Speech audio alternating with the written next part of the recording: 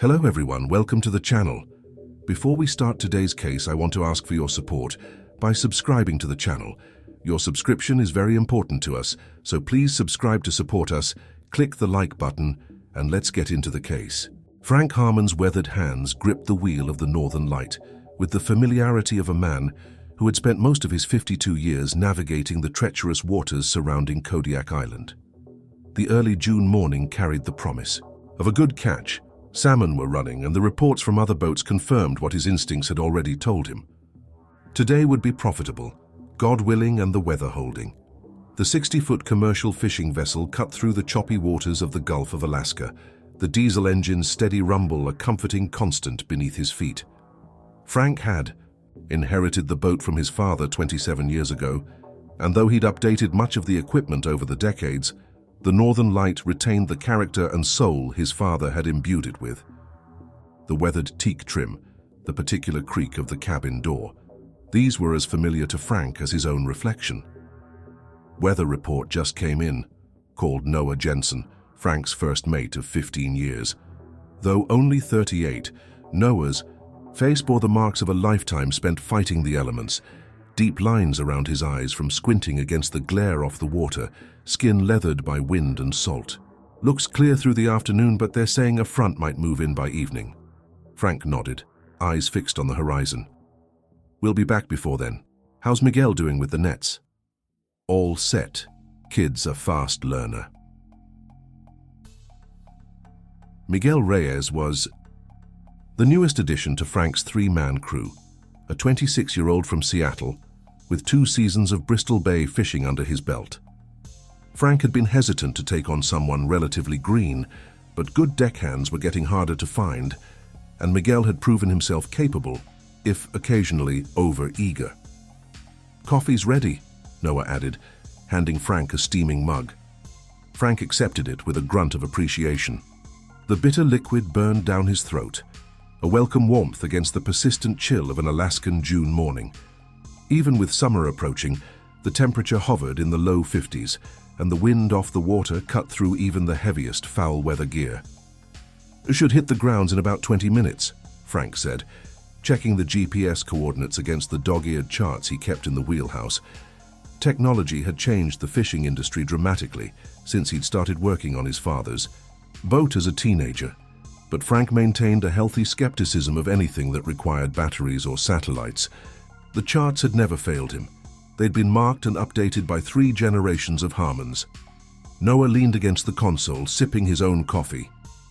Heard from Mac on the Seafarer that the Chinooks are running strong near a fognac. Mac always exaggerates his catch by 30%, Frank snorted. But yeah, I've been hearing the same from other boats.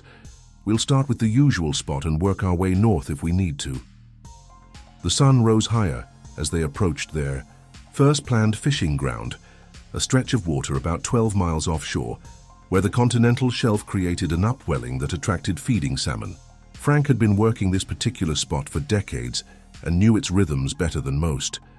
The water appeared different to him here, a subtly darker blue with patterns of current that hinted at the abundance beneath. Drop to half speed, Frank ordered, and Noah relayed the command through the intercom to Miguel, who was manning the engine controls below. The Northern Light slowed, the pitch of the engine dropping to a low growl. Frank scanned the water, searching for the telltale signs of a salmon run. Birds diving, subtle ripples on the surface, flashes of silver beneath the waves. After 40 years of commercial fishing, he could read the water like a book. There, he said, pointing to a patch of disturbed water, about 200 yards to starboard. Let's make our first set there. Noah nodded and headed out to the deck to supervise the deployment of the purse seine. Frank watched through the wheelhouse window as Noah and Miguel worked in tandem, unspooling the massive net over the stern. The younger man moved with enthusiasm, eager to prove himself, while Noah's movements were measured and precise, the product of countless repetitions. Frank guided the Northern Light in a wide arc, encircling the area where he'd spotted the salmon. The hydraulic system whined as the net unfurled into the water, colorful floats marking its upper edge, while the weighted bottom sank beneath the surface. When the circle was complete, the The crew began the process of pursing the seine, drawing. The bottom closed like a drawstring purse to trap the fish inside. "It looks good," Noah called back, giving Frank a thumbs up. "Got some activity in there." Frank allowed himself a small smile of satisfaction. First set of the day, and already it felt promising. If they could fill their hold in 2 or 3 days, they'd be back in Kodiak well before the storm front moved in, with a tidy profit to show for their efforts.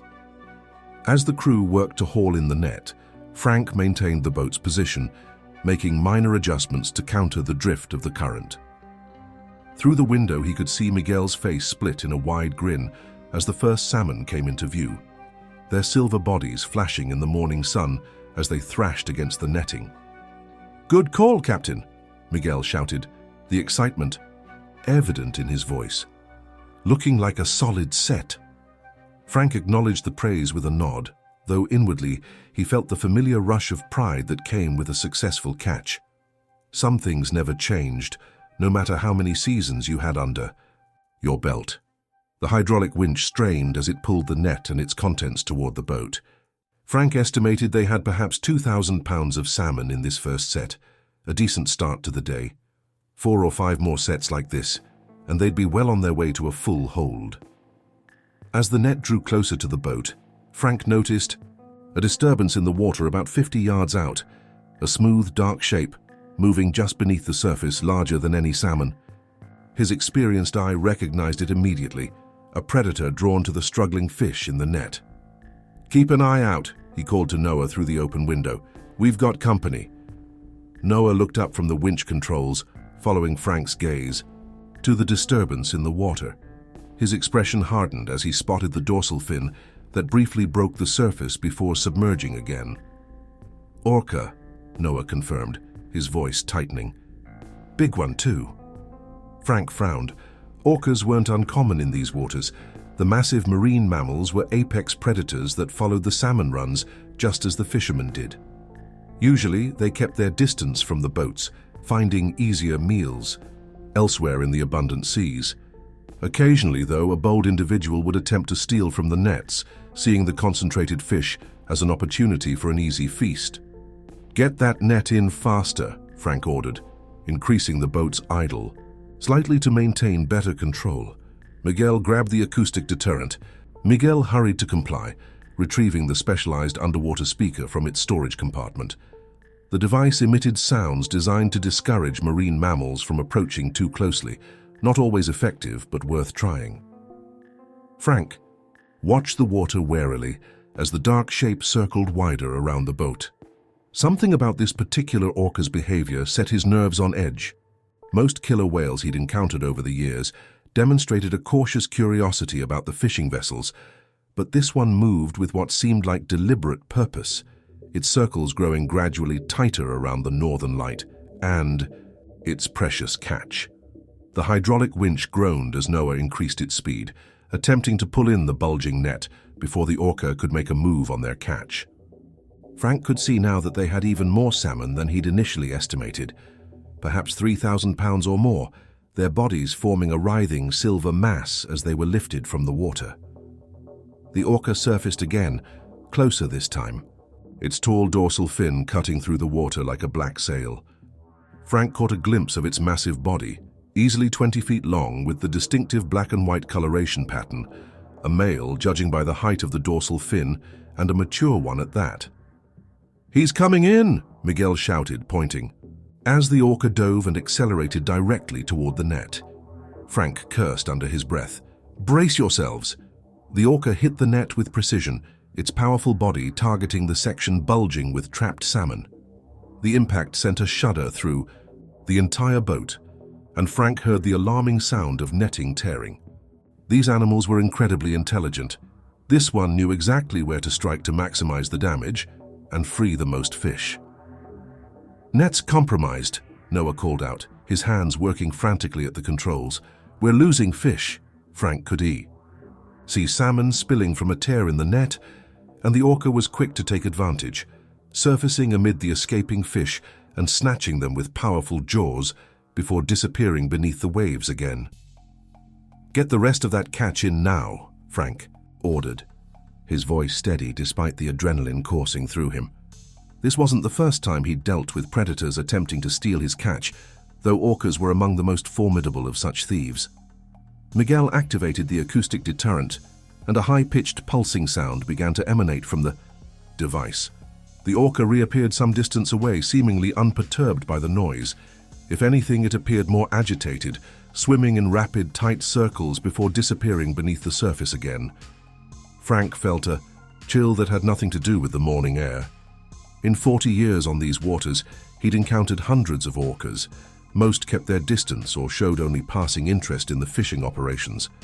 A few had attempted to steal fish from nets, as this one had. But something about this particular whale's behavior struck him as unusual, almost targeted. "Noah, get that net secured," he called. "We'll assess the damage once it's aboard." As the remains of the net were hauled onto the deck, Frank could see that the damage was substantial. A section nearly 6 feet long had been torn open, and they'd lost at least half of their catch back to the sea. Miguel stood at the rail, the acoustic deterrent still pulsing in his hands, scanning the water for signs of the orca. "I don't see it anymore," the young man reported. "Think it's gone?" Frank didn't answer immediately, his eyes searching the surrounding water. The sea appeared calm now, the surface undisturbed except for the natural chop of the waves. But instinct told him the encounter wasn't over. 40 years on the water had given Frank a sixth sense about these things, an intuition that had saved his life more than once in the unpredictable Alaskan waters. "Keep that deterrent running," he finally said. "And let's get this net repaired quickly. We need to move to another location." The crew worked efficiently to mend the damaged net, using heavy-duty twine to stitch the tear closed. It was a temporary repair, but it would hold for the rest of the day's fishing. Frank marked their position on his GPS, not to return, but to warn other boats in his network about the aggressive orca in the area. As they prepared to move to their second fishing ground of the day, Frank couldn't shake his unease. The orca's behavior had seemed almost personal, a targeted attack rather than an opportunistic feeding attempt. He'd heard stories from other fishermen about individual killer whales that seemed to hold grudges against boats, returning repeatedly to harass specific vessels. He'd always dismissed such tales as the kind of superstitious nonsense that proliferated among men who spent too much time at sea, but now he found himself wondering. "All set, Captain," Noah reported, wiping his hands. "On a rag." "Nets patched and ready for the next set." Frank nodded, pushing aside his disquiet. They had work to do and the day was burning. "Let's head north about 5 miles. I know another spot that should be productive." As the northern light pulled away from the first fishing ground, Frank glanced back at their wake. For just a moment, he thought he saw a tall black fin break the surface, following in their path. But when he looked again, there was nothing there but empty sea. Frank shook his head, turning his attention back to the navigation console. The ocean was vast, and there were plenty of fish to be found elsewhere. By the end of the day, the encounter with the orca would be nothing more than an anecdote to share over beers at the harbor house back in Kodiak, a minor setback in an otherwise profitable trip. How wrong he was. 5 miles north, the northern light approached Frank's second chosen fishing ground of the day. The sun had risen higher, burning away much of the morning mist and illuminating the water with a crystalline clarity that allowed them to see several feet below the surface. In the distance, the rugged coastline of Kodiak Island rose from the sea, its lower slopes cloaked in dense spruce forest, while the higher elevations remained patched with snow despite the June date. "Water temperatures perfect for Chinooks," Noah commented, checking the boat's instruments. 53 degrees. Should be plenty of fish here." Frank nodded in agreement, scanning the surface for the telltale signs of salmon. His eyes were drawn to a gathering of seabirds about a quarter-mile ahead, gulls and terns diving repeatedly into the water, a reliable indicator of a baitfish school below, which often meant predatory salmon would be feeding nearby. "Head for E." "Those birds," he instructed Noah, who had taken the wheel while Frank studied the charts. "Let's set up for a pass just beyond them." Noah adjusted their course accordingly, Miguel was on the deck preparing the repaired seine net for deployment. His earlier excitement had been tempered somewhat by the encounter with the Orca, but he still moved with the energetic efficiency that had impressed Frank when he'd hired the young man. As they approached the bird activity, Frank joined Miguel on the deck to oversee the net deployment personally. The breeze had picked up slightly, carrying with it the distinctive briny scent of the North Pacific and the faintly sweet odor of salmon that experienced fishermen could detect even before seeing the fish. "Ready to make the set, Captain?" Miguel asked, his hand on the hydraulic controls. Frank nodded, his eyes still scanning the surrounding water for any sign of the Orca from earlier. The acoustic deterrent continued to pulse steadily, its high-frequency signal inaudible to human ears, but theoretically irritating to the sensitive hearing of marine mammals. Frankie had never put much stock in the devices. In his experience, a determined predator would ignore the discomfort if the reward was tempting enough, but it was better than nothing. "Let it out," he ordered, and Miguel engaged the hydraulics. The net began to unfurl from the stern, colorful floats bobbing on the surface as the weighted bottom edge sank beneath the waves.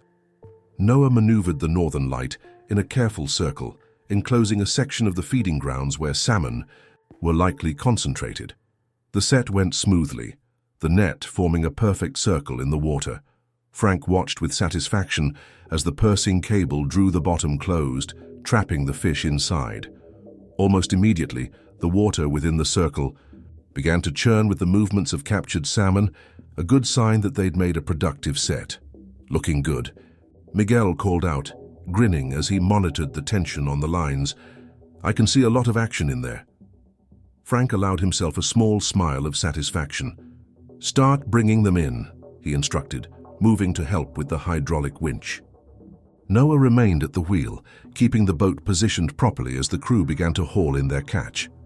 The net came in steadily, the mechanical winch straining against the weight of water and fish. As the circumference of the net decreased, the captured salmon became more visible, their silver bodies flashing in the sunlight as they fought against their confinement. Frank estimated they had at least 4,000 pounds in this set, and excellent haul that would go a long way toward filling their hold. "This is more like it," Noah commented from the wheelhouse. "Few more sets like this, and we'll be heading back earlier than planned." Frank was about to respond when he spotted a disturbance in the water about 100 yards out. A smooth wake cutting through the surface, moving with purpose toward the boat. "Damn it," he muttered, instantly recognizing the distinctive movement. "Noah, keep the engine running. Miguel, speed up that winch." The Orca surfaced briefly, its tall dorsal fin confirming Frank's suspicion. It was the same animal from earlier. Frank was certain of it. The killer whale had followed them to their new fishing ground, a behavior that sent a chill down his spine despite the warming day. "It's back," Miguel exclaimed, his earlier enthusiasm replaced by tension as he increased the winch speed to its maximum setting. Frank grabbed a gaff hook from its mount, though he knew it would be of little use against an animal as large and powerful as an orca. The whale dove again, disappearing from sight but leaving Frank with no doubt about its intentions. This was not random. The predator was deliberately targeting their operation. "Get that net in faster," Frank ordered, scanning the water for any sign of the approaching orca. "It's coming for the catch again." The net was about halfway retrieved when the attack came. The orca struck from below, hitting the pursed section of the net with such force that the entire boat shuddered. Frank stumbled, catching himself on the gunwale as the sound of tearing netting reached his ears. "Son of a bitch," Noah shouted from the wheelhouse. "It tore right through." Frank could see the damage, a massive hole ripped in the bottom of the net, through which hundreds of salmon were now escaping. The orca surfaced amid the freed fish, its massive jaws snapping up several large chinooks before disappearing below again. "Keep bringing it in," Frank shouted, refusing to concede the entire catch. "We'll salvage what we can." The crew worked frantically to retrieve the damaged net before they lost the entire haul. The orca circled the area, occasionally surfacing to snatch another escaped salmon. The acoustic deterrent seemed to have no effect whatsoever on the determined predator. As the remains of the net came aboard, Frank assessed the damage with a grim expression. The tier was even larger than the one from the first set, nearly 8 feet long with ragged edges that would require substantial repair work. They'd lost at least 3/4 of their catch, and the net would take hours to mend properly. "That's no coincidence," Noah said, joining Frank on the deck and staring out at the water, where the orca continued to feed on the escaped salmon. "Same whale followed us 5 miles. Frank nodded, his jaw tight. "I've never seen one this persistent or this aggressive toward gear." "What do we do?" Miguel asked, coiling the ropes with mechanical efficiency, despite the tension evident in his movements. "Try another spot?" Frank considered their options. They could move again, perhaps further north toward Fognak Island, but his instinct told him the orca would simply follow them again. They could switch to trolling gear instead of the seine net, but that would dramatically reduce their efficiency and potential catch. Or they could call it a day and return to port, a decision Frank was loath to make with the hold still mostly empty and perfect fishing conditions all around them. "We'll move again," he decided finally. "But much further this time. Let's head around to the eastern side of the island near Chiniak Bay. That's 15 miles from here. Maybe we'll lose it." While Noah and Miguel worked to repair the net for the second time that day, Frank charted their new course. The eastern fishing grounds weren't his preferred location. The currents were trickier there, and the salmon runs tended to be less concentrated, but it would put substantial distance between them and the persistent orca. As the Northern Light got underway again, Frank watched the water behind them, half expecting to see the orca following in their wake. The surface remained undisturbed, however, giving him hope that perhaps they'd finally dissuaded the animal from its pursuit. The journey to the eastern grounds took nearly an hour, during which the crew completed temporary repairs to the damaged seine net. Frank used the time to radio other boats in the area, warning them about the aggressive orca they'd encountered. "Yeah, we saw one like that last week," reported the captain of the Seward Star. "Big male, went after our nets too. Cost us half a day's catch before we moved to different grounds." "Same animal, you think?" Frank asked, a sense of unease growing within him. "Could be. These creatures are smart, Frank. Once they figure out nets mean easy meals, some of them make a habit of it. Like that one bear that learns to break into coolers at the campground, becomes a specialist. Any suggestions?" "Just keep moving. Most of them give up eventually if you make them work too hard for it. But I've heard stories about particular whales that seem to hold grudges. Old-timers call them boat haters." Frank thanked the other captain and signed off, the conversation doing little to alleviate his concern. He'd always considered himself a practical man, not given to the superstitions and tall tales that permeated fishing culture. But 40 years on the water had taught him to respect the intelligence of orcas. They were calculating predators with problem-solving abilities that sometimes seemed almost human, and memories that could span decades. By the time they reached the eastern grounds, the early afternoon sun had reached its zenith, casting minimal shadows on the water. The sea here was choppier, affected by winds sweeping around the island's contours and conflicting currents that made maneuvering the boat more challenging. "Let's make a set here," Frank decided, pointing to an area where a rocky underwater outcropping created an upwelling that often attracted feeding salmon. "Keep the engine running this time, even during the set." Noah nodded in understanding. They'd normally cut the engine while the net was deployed to save fuel and reduce noise. That might spook the fish, but today caution dictated a different approach. If the orca returned, they wanted to be able to maneuver quickly. The crew deployed the repaired net with practiced efficiency, though Frank noted a certain tightness in their movements now, an awareness that they might be under observation by an unseen predator. The Seine encircled a promising area of disturbed water, and soon the familiar resistance on the lines told them they'd captured a significant number of fish. "Bringing them in," Miguel announced, engaging the winch. The net began to close, pursing at the bottom to trap the salmon inside. Frank stood at the rail, dividing his attention between supervising the operation and scanning the surrounding water. For 20 minutes, everything proceeded smoothly. The net drew closer to the boat, the captured salmon becoming visible as a churning mass of silver bodies. Frank estimated they had at least 5,000 pounds in this set. their best of the day, enough to make up for the losses from the previous encounters. "Almost there," Noah said, his voice carrying a note of cautious optimism. "Just a few more minutes and we'll have them aboard." Frank had just begun to think they'd successfully evaded the persistent Orca when Miguel shouted in alarm, "Port side! Coming in fast!" Frank spun to look where Miguel was pointing. The dark shape of the Orca cut through the water with astonishing speed, its course fixed directly toward the boat rather than the net this time.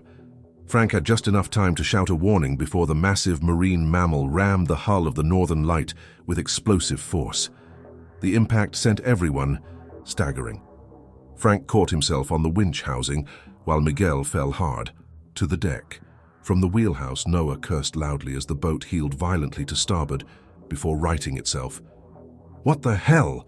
Miguel gasped, pulling himself to his feet. "It hit the boat." Frank steadied himself, his mind racing to process this new development. Orcas sometimes rubbed against vessels or bumped them out of curiosity, but a full-speed ram was unprecedented in his experience. This wasn't food-stealing behavior.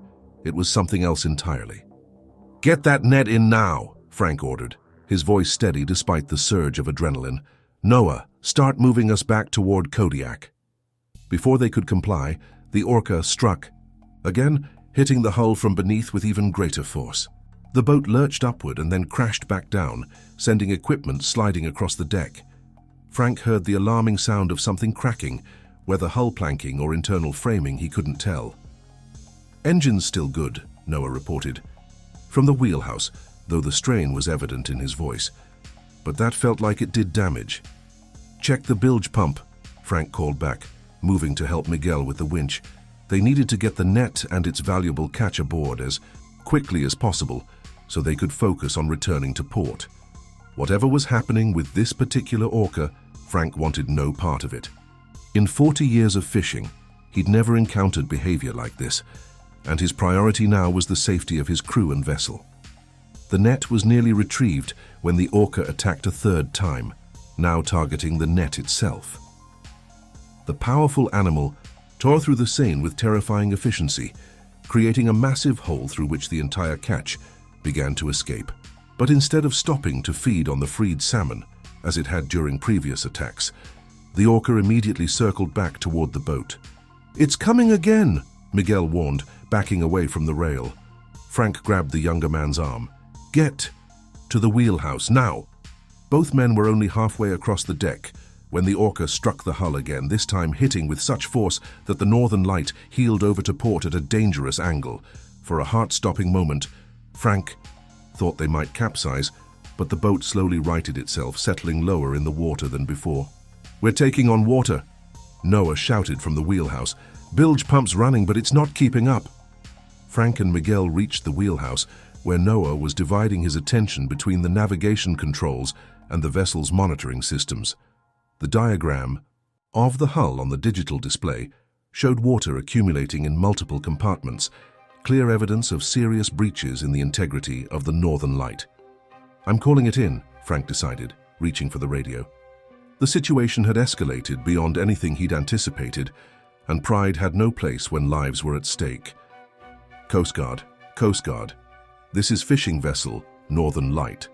We are approximately 15 miles east of Kodiak, experiencing aggressive whale interaction and taking on water, requesting immediate assistance.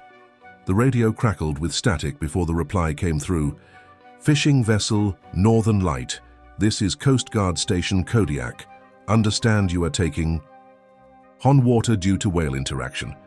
What is your exact position, number of persons on board, and current status?" Frank provided their GPS coordinates and situation details, while Noah did his best to maneuver the increasingly sluggish boat toward Kodiak.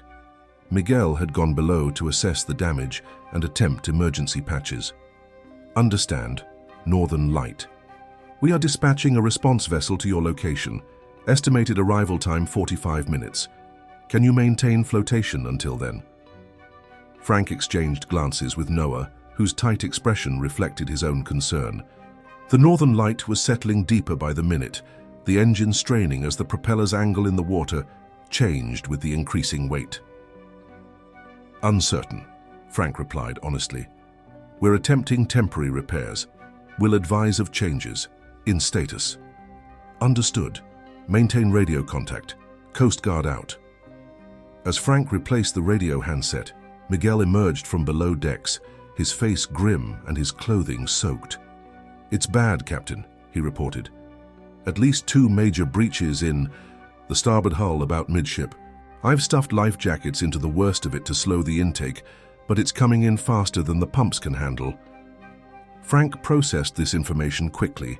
They were at least an hour from Kodiak Harbor under normal conditions, but with the boat damaged and taking on water, that journey would be significantly longer, if they could make it at all. The Coast Guard's estimated arrival time of 45 minutes suddenly seemed very distant. What about the Orca? Frank asked, moving to the window to scan the surrounding water. Haven't seen it. Since the last hit, Noah reported, but that doesn't mean it's gone. Frank considered their options, which were rapidly diminishing as the northern light continued to settle in the water. They had an inflatable life raft in case the worst happened, but abandoning ship in these waters was a desperate measure. Even in June, the water temperature was cold enough to induce hypothermia within 30 minutes. And if the Orca was still in the vicinity, the prospect of being in an inflatable raft or worse in the water was deeply unsettling. Keep us moving toward Kodiak, Frank decided. Miguel, go back down and see if you can reinforce those patches. Noah, reduce speed to minimize the strain on the hull, but keep us making forward progress. As his crew moved to comply with his orders, Frank returned to the radio to update the Coast Guard on their deteriorating situation. Just as he reached for the handset, he caught movement out of the corner of his eye. A large dark shape moving parallel to the boat, just beneath the surface. It's back, he warned, his voice cutting through the tense atmosphere of the wheelhouse. Noah immediately adjusted their course, attempting to put more distance between the boat and the approaching Orca. But the damaged vessel responded sluggishly to the controls. The killer whale closed the gap effortlessly, its powerful tail propelling it through the water with a speed and grace that belied its massive size.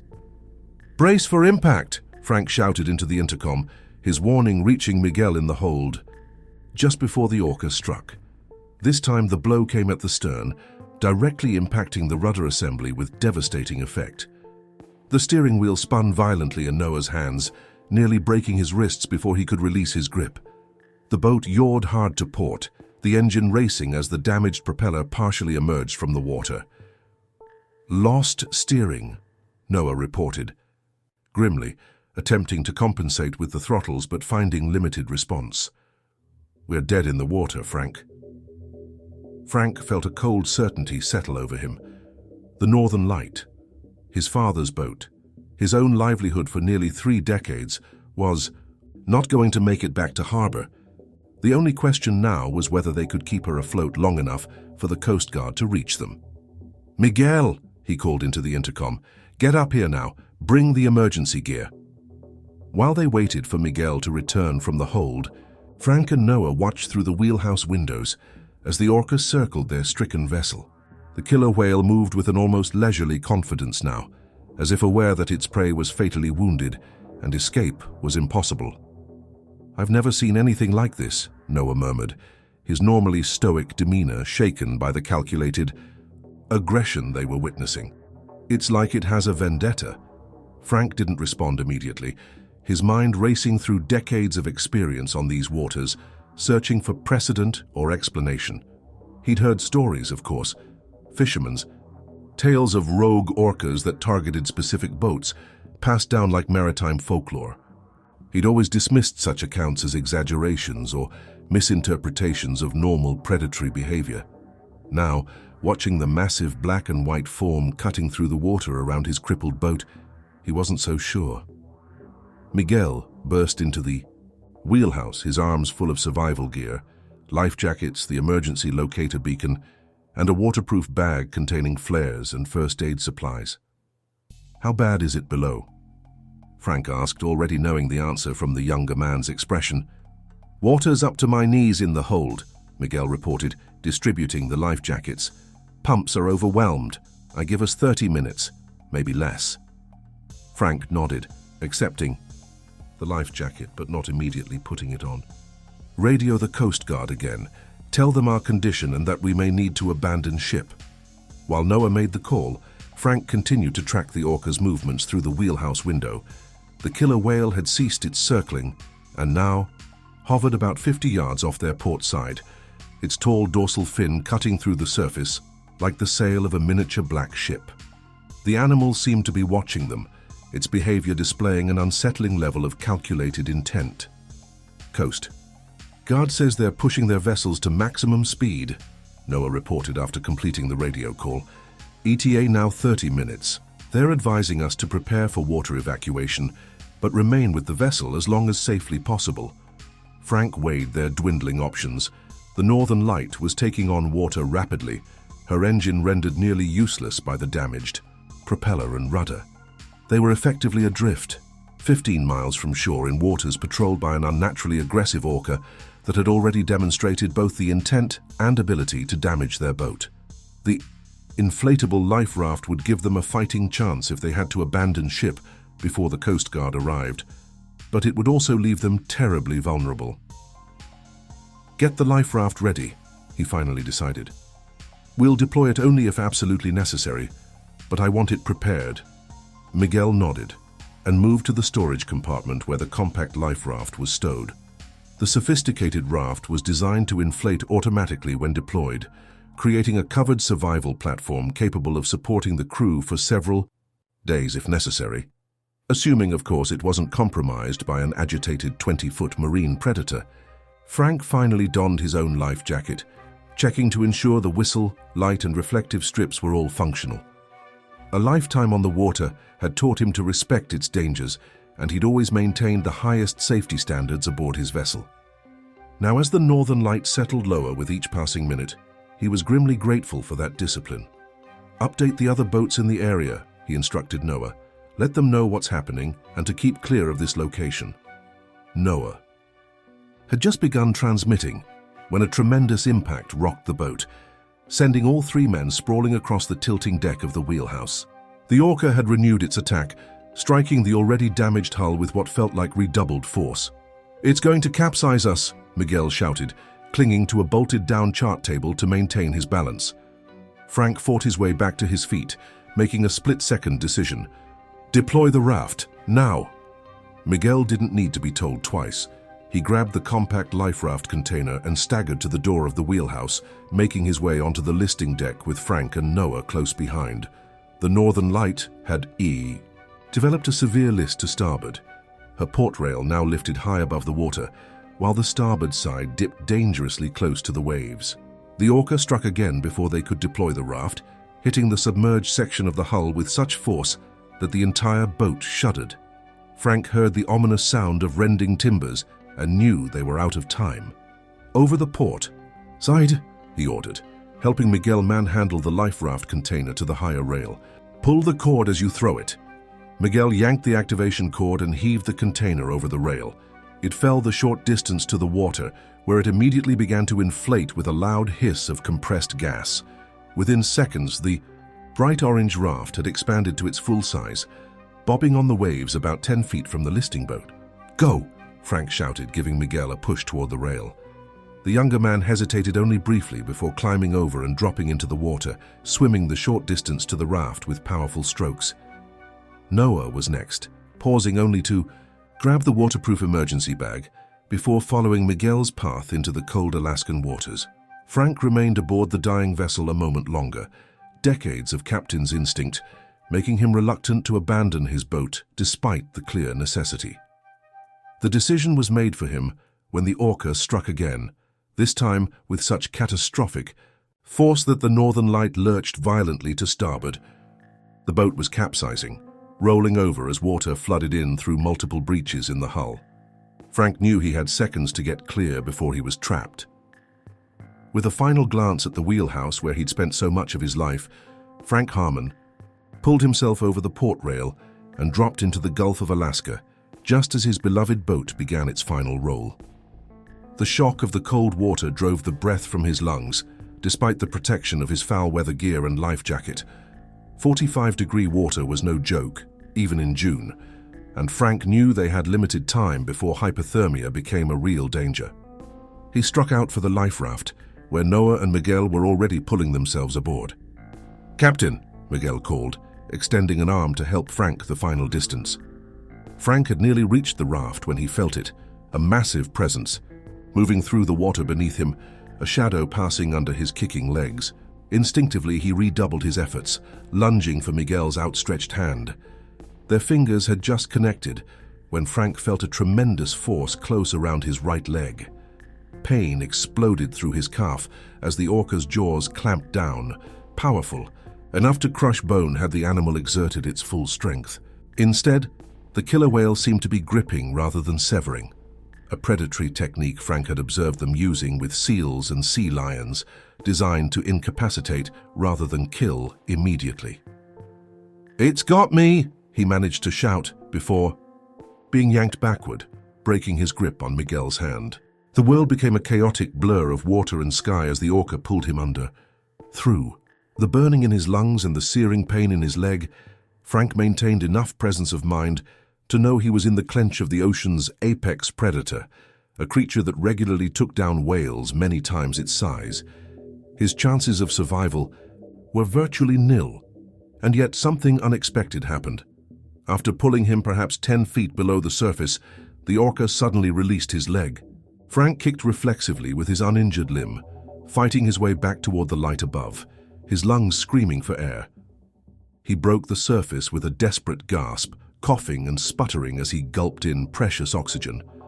The life raft was only about 20 feet away, with Noah and Miguel shouting and gesturing frantically for him to swim. The water around Frank had turned pink with blood from his injured leg, which now felt like it was encased in fire. Using every ounce of strength he could muster, Frank began swimming toward the raft, expecting at any moment to feel those powerful jaws close around him again. Each stroke was agony, his damaged leg trailing uselessly behind him, but the survival instinct drove him forward through the pain. Miguel had grabbed an emergency paddle from inside the raft and was attempting to maneuver it closer to Frank while Noah readied a line to throw. Frank fixed his eyes on the bright orange target, forcing his arms to continue their motion, despite the growing weakness from blood loss and cold. 10 feet to go, 5 feet. Frank could see the concern etched on his crew's faces, could hear their shouts of encouragement, though the words themselves were lost to the rushing in his ears. He reached out a hand as Miguel extended the paddle. The water erupted behind him as the orca surfaced, its massive body launching partially clear of the waves, in a behavior Frank had seen directed at seals, a deliberate killing strike designed to stun prey with the force of impact. In his weakened state, such a blow would likely be fatal, but the killer whale misjudged its attack, or perhaps Frank's desperate lunge forward placed him just beyond its reach. He felt the massive body brush past him, close enough to create a wave that pushed him the final distance to the life raft. Miguel's hand closed around his wrist in an iron grip, and suddenly multiple arms were pulling him aboard the bobbing raft, his blood-slicked body sliding across the inflated floor. "Get inside," Noah shouted, helping to drag Frank through the covered entrance of the raft. Miguel followed quickly, zipping the protective flap closed behind them just as another impact rocked the small vessel. The orca had rammed the raft, though with less force than it had hit the northern light. The sturdy inflated chambers absorbed the blow, though the entire structure shuddered alarmingly. Frank found himself lying on the floor of the raft, his vision graying at the edges as the combination of blood loss, pain, and cold threatened to pull him into unconsciousness. "Stay with us, Captain," Miguel urged, already tearing open the first aid kit from the emergency bag. "Coast Guard's coming. Just hold on." Frank fought to maintain awareness as Noah used a knife to cut away the leg of his fishing bibs, exposing the damage beneath. Through the fog of pain, he heard the first mate's sharp intake of breath, not a reassuring sign. "How bad?" Frank managed to ask, his voice sounding distant to his own ears. "You'll keep the leg," Noah replied grimly, reaching for a pressure bandage. "Beyond that, let's just focus on stopping the bleeding." The orca hit the raft again, harder this time. One of the observation ports showed its massive eye just inches away, watching them through the clear plastic. with what Frank would have sworn was calculated malice. The killer whale circled the raft, occasionally nudging or bumping it, testing the strange new object that had replaced the wooden boat. "Radio," Frank gasped, trying to sit up before Noah gently but firmly pushed him back down. "Emergency beacon." "Already active," Noah assured him, working quickly to bind the wounds on Frank's leg. The pressure bandage immediately began to soak through with blood, but the flow seemed to be slowing. "Coast Guard has our exact position. Just need to hold on a little longer." Time became a strange, fluid thing for Frank as he drifted in and out of full awareness.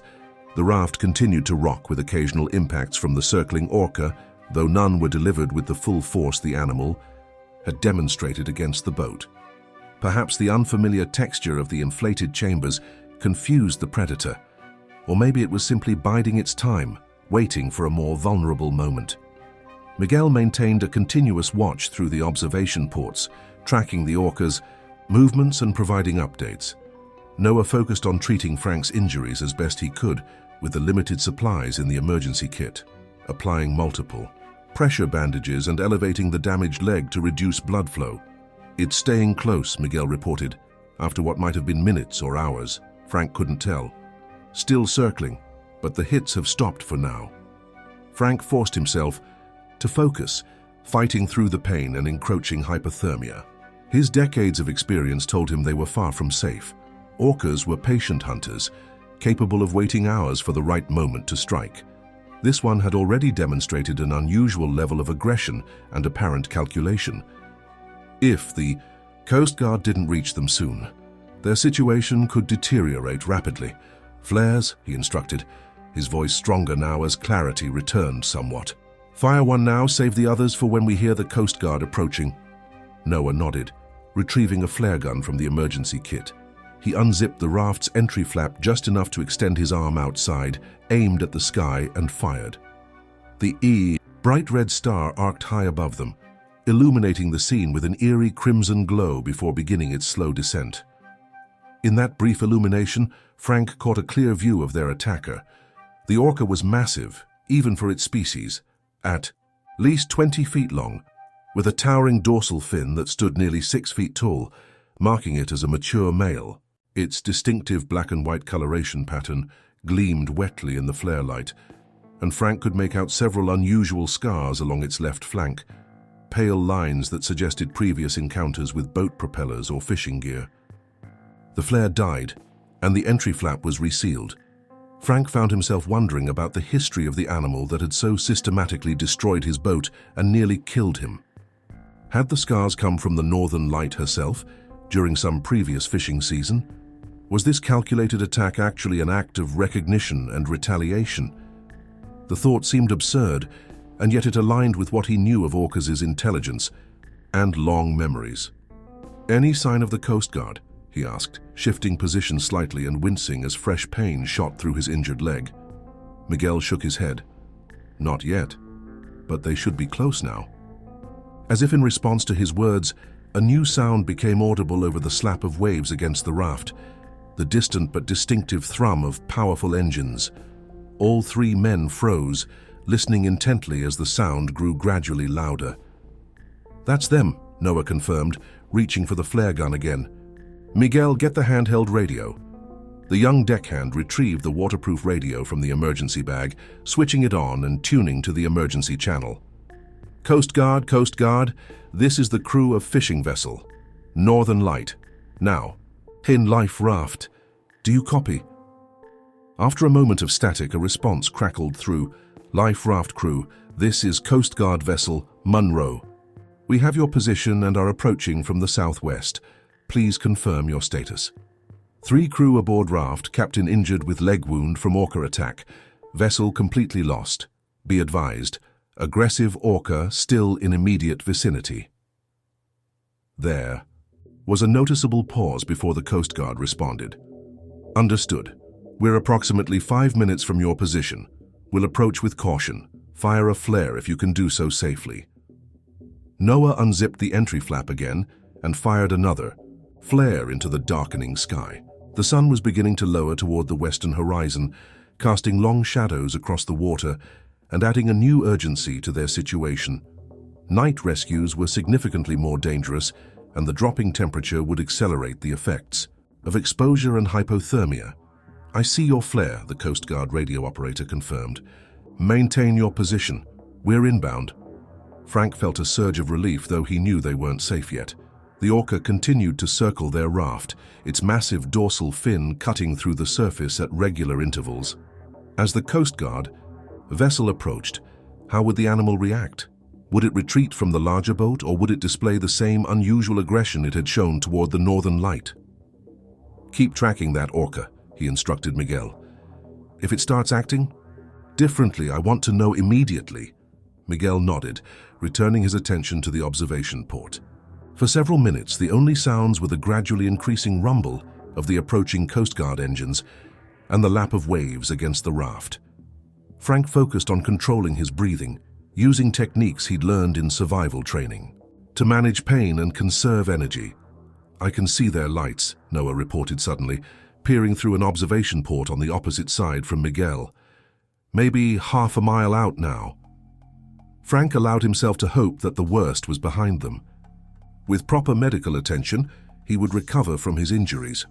The Northern Light was lost, along with their catch and most of their gear, but insurance would cover at least part of that loss. They had survived an encounter few fishermen would have believed possible, a deliberate, sustained attack by an orca. "The whale is moving," Miguel announced, his voice tense. "It's heading away from us and toward the Coast Guard boat." Frank felt a chill that had nothing to do with his physical condition. "Radio them, now." Noah grabbed the radio again. "Coast Guard vessel, be advised, the Orca has changed course and appears to be heading in your direction. Exercise extreme caution. This animal has demonstrated unusual aggressive behavior." "Understood," came the response. "We're tracking a large marine mammal on approach, standing by with deterrence."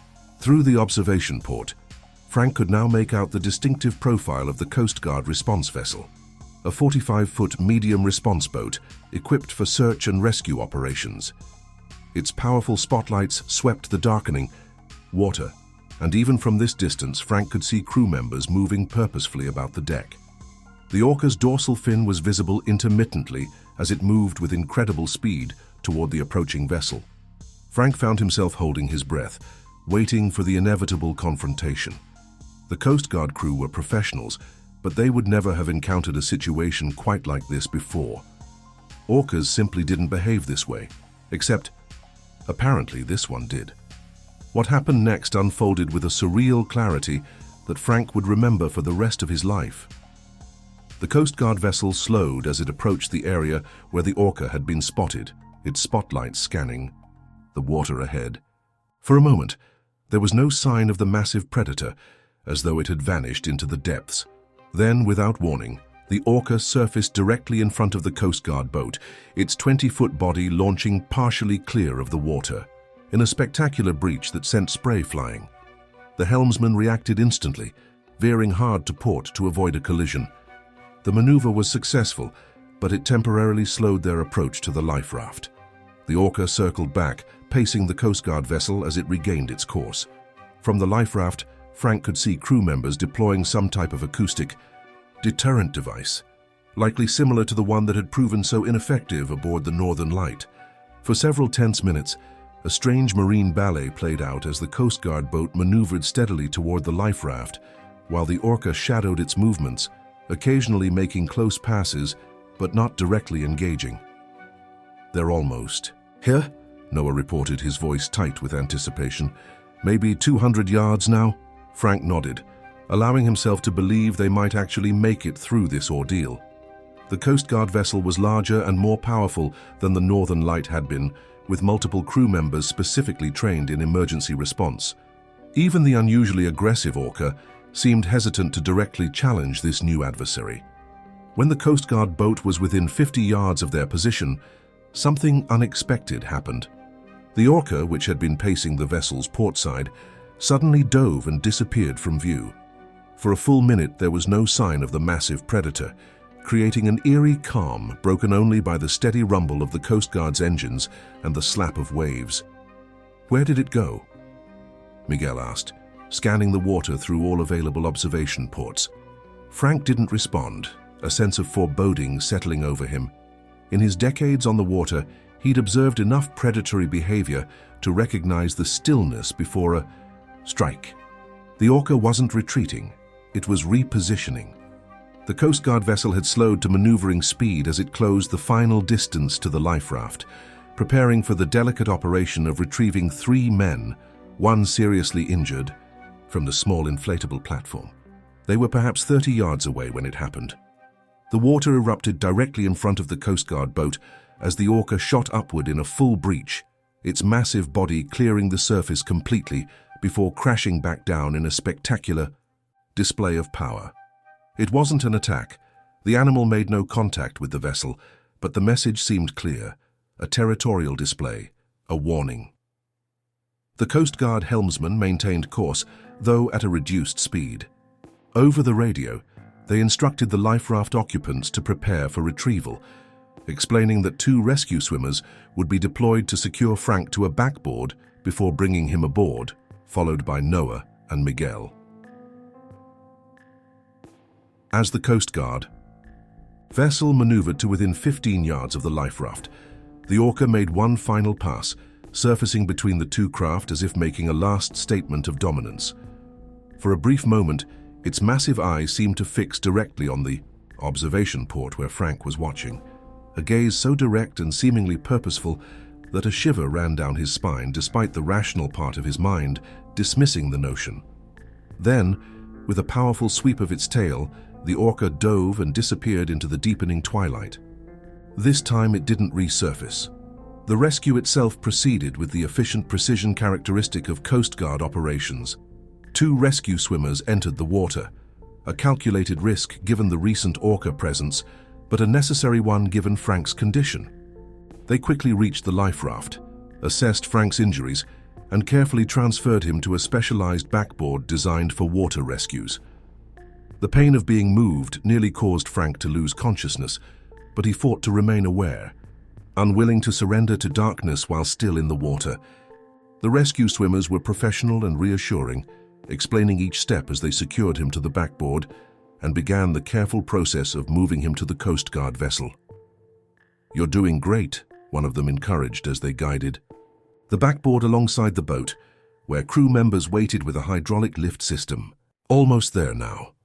The transition from water to boat deck was surprisingly smooth, the hydraulic system compensating for the motion of the waves. Once aboard, Frank found himself surrounded by Coast Guard medical personnel who immediately began more comprehensive treatment of his leg wounds while also addressing his hypothermia. Noah and Miguel were brought aboard shortly thereafter, both exhibiting early signs of hypothermia, but otherwise uninjured. They hovered nearby as the medical team worked on Frank, their concerned faces the last thing he saw before the combination of pain medication, exhaustion, and relief finally pulled him into unconsciousness. His last coherent thought was of the Orca, that massive dorsal fin cutting through the darkening waters, those scars along its flank, and that final, direct gaze that had seemed to contain a distinct message. This isn't over. Frank Harmon opened, his eyes to the antiseptic brightness of a hospital room, the rhythmic beeping of monitoring equipment, providing an oddly comforting background to his gradual return to consciousness. For several disoriented moments, he struggled to piece together how he had arrived here, his mind offering only fragmented images, churning water, a black and white shadow, searing pain in his leg. "Welcome back," said a familiar voice to his right. Frank turned his head to see Noah Jensen sitting in a vinyl hospital chair, his weathered face drawn with fatigue, but showing evident relief at Frank's awakening. "The boat?" Frank asked, his voice raspy from disuse. Noah shook his head. "Gone. Sank about 10 minutes after we got into the life raft." The reality of what had happened came flooding back with sudden clarity. The persistent Orca, the systematic attack on the Northern Light, the desperate escape into the life raft, the Coast Guard rescue.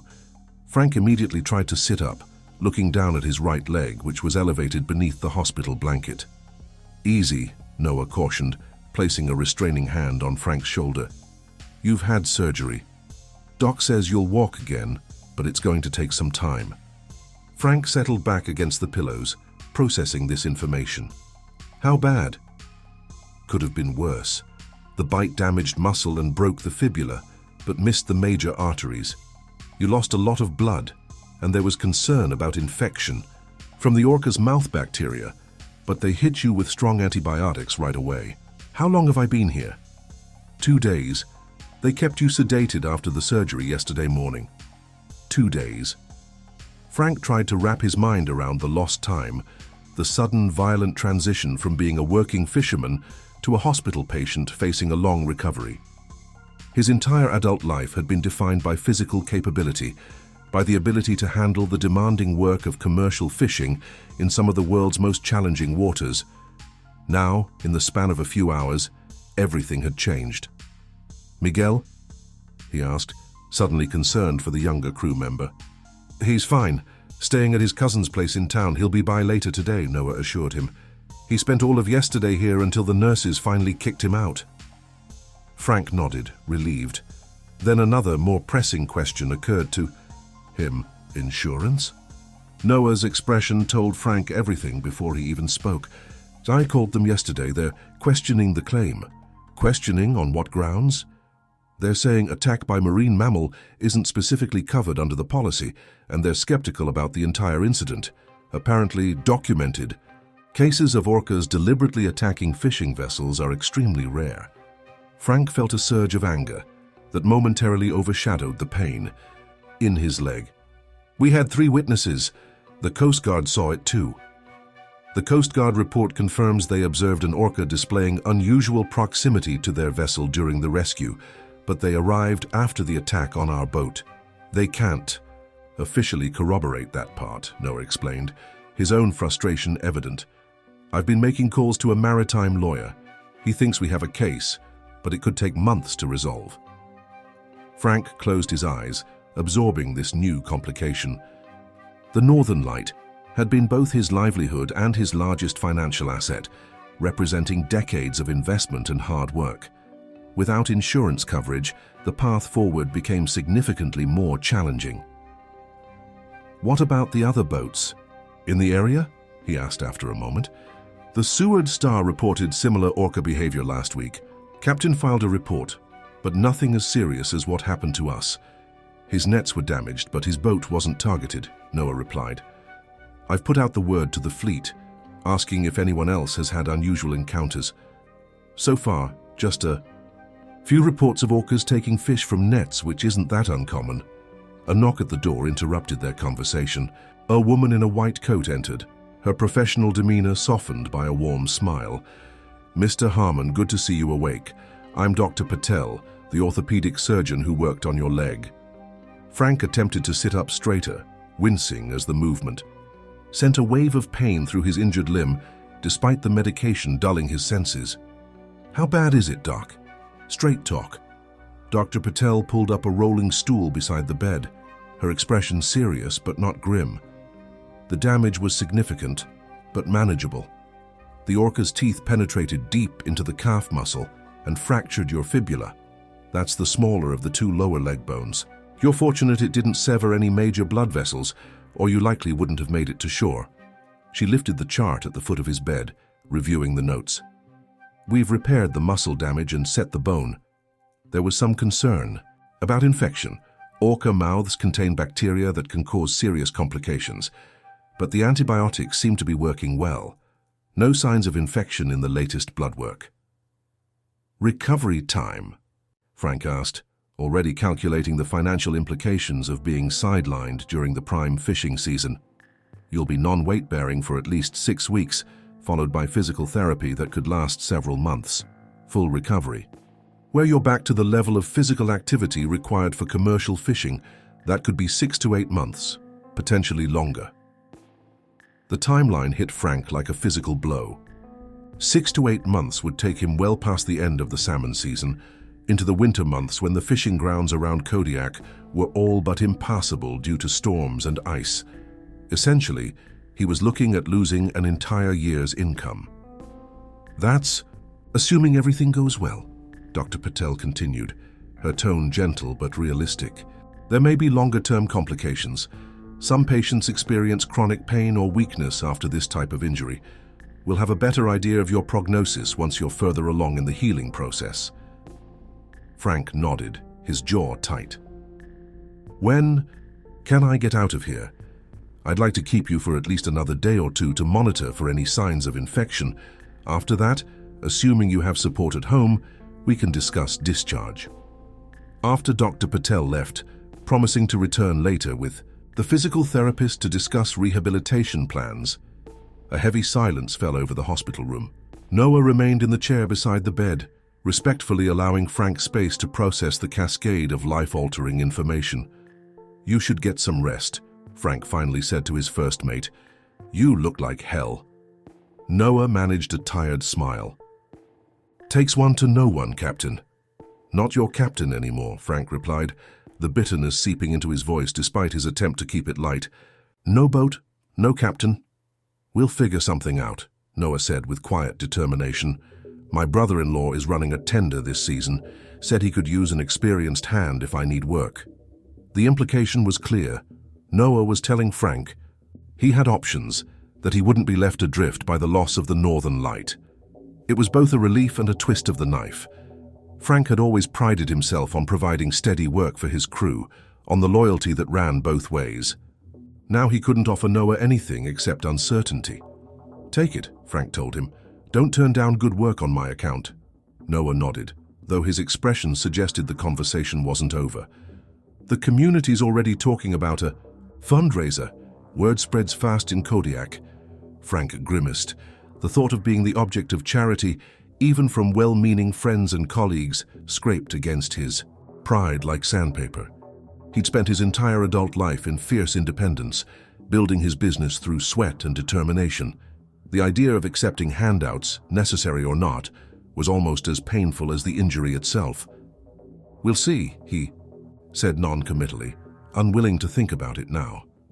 Over the next 2 days, a steady stream of visitors made their way through Frank's hospital room. Miguel returned, bringing homemade food from his cousin's wife and updates from the harbor. The Coast Guard officers who had coordinated the rescue stopped by, formally debriefing Frank about the incident, while expressing both professional interest and personal concern about the unusual Orca behavior.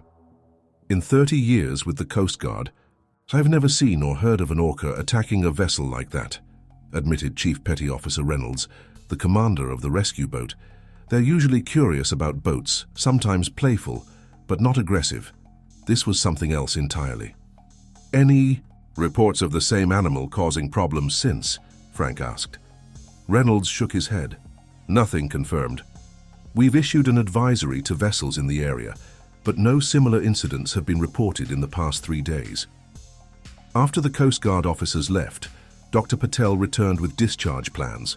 Frank would be released the following morning, with prescriptions for pain management and antibiotics, along with a strict regimen of follow-up appointments. The physical therapist had already visited, outlining the long road of rehabilitation ahead and demonstrating the proper use of the crutches Frank would rely on for the foreseeable future. "You'll need significant support at home initially," Dr. Patel explained. "Someone to help with meals, transportation to appointments, assistance with daily activities. Do you have family in the area?" Frank shook his head.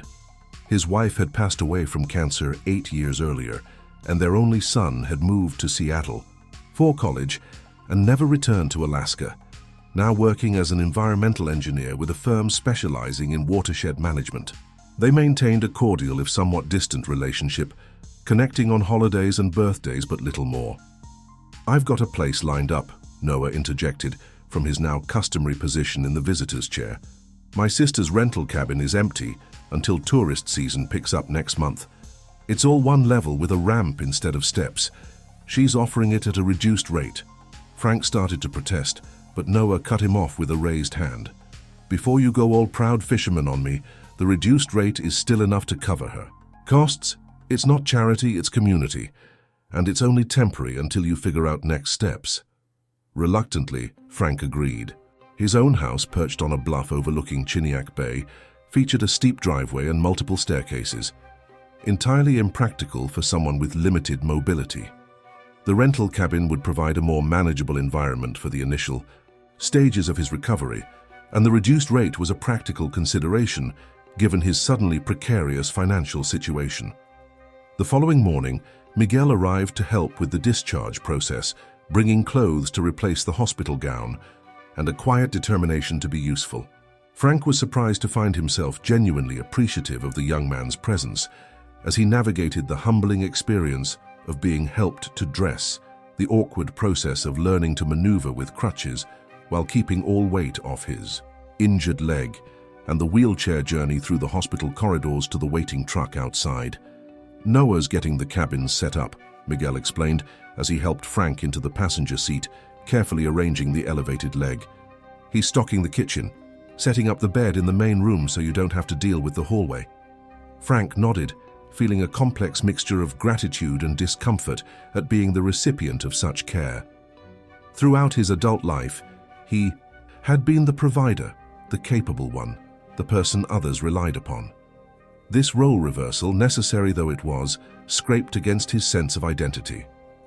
The drive from the hospital to the rental cabin took them through Kodiak, the small city's familiar landmarks taking on a strange new significance as Frank viewed them through the lens of his altered circumstances. The harbor area was particularly difficult to look at, the Northern Lights' usual berth now empty, the boats coming and going without her, the entire rhythm of the fishing fleet continuing uninterrupted despite the catastrophic disruption. "Fado his own life." Words getting around about what happened, Miguel said as they passed the harbor. "A lot of folks are spooked. Some are saying it's just a rogue Orca. Others think it might be related to the military testing sonar in the area. Last month." Frank remained silent, watching a crew unloading salmon from a purse seiner much like his own had been. The physical pain in his leg was manageable with the medication, but a deeper ache had taken root in his chest, a sense of loss that transcended the material value of the boat. The rental cabin was located about 5 miles outside town, nestled in a clearing surrounded by spruce forest with a distant view of the bay. As Miguel had explained, Noah had already been there, preparing the space for Frank's arrival. The cabin itself was well maintained, featuring a covered porch with the promised ramp leading to the entrance, large windows that filled the interior, with natural light and an open floor plan that would be navigable with crutches. Noah emerged from the cabin as they pulled up, helping Miguel assist Frank from the truck to the porch. Despite their careful handling, the process was painful and exhausting, highlighting just how dramatically Frank's physical capabilities had been diminished by the injury. "Got everything set up inside," Noah explained as they made their way through the front door. "Beds in the main room like we discussed. Bathroom's got grab bars installed, fridge is stocked. Cell reception's decent, and there's a landline if that fails." The interior had been thoughtfully arranged with Frank's limited mobility in mind. A hospital bed had been rented and placed in the main living area, positioned to allow a view out the windows, while remaining accessible from all sides. A small table beside it held a lamp, phone, remote controls, and a carefully organized array of medication bottles. The kitchenette was stocked with essentials, and a recliner had been positioned near the bed to provide an alternative to lying down. "There's a schedule on the fridge," Noah continued, helping Frank to the bed. "People who volunteered to bring meals, drive you to appointments, that sort of thing. I've got the first week of meal duty, then the rotation starts." Frank looked up sharply. "Rotation? What rotation?" Noah and Miguel exchanged glances, a silent communication passing between them. It was Miguel who finally answered. "The fleet's organized a support system, Captain. Different boats are taking different weeks. Everyone wants to help." Frank felt his throat tighten unexpectedly. The community of commercial fishermen in Kodiak was tight-knit by necessity. They competed for the same fish in the same dangerous waters, but they also relied on each other in emergencies, sharing information about weather conditions, equipment failures, and navigational hazards. Still, the organized response to his situation was more than he would have anticipated.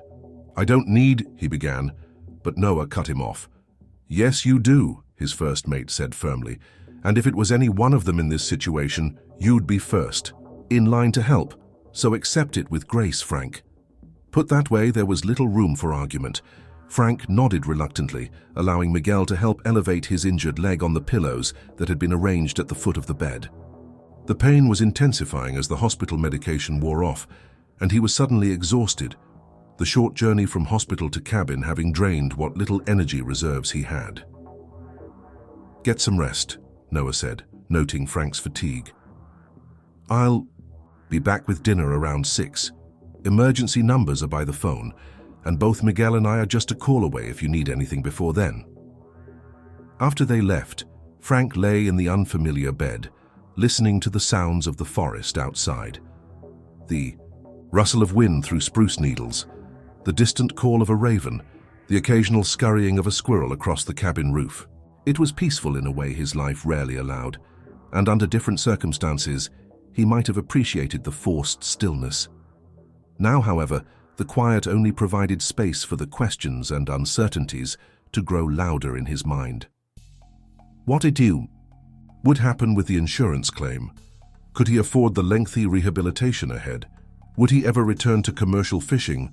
Or at 52, was this the unceremonious end of his career?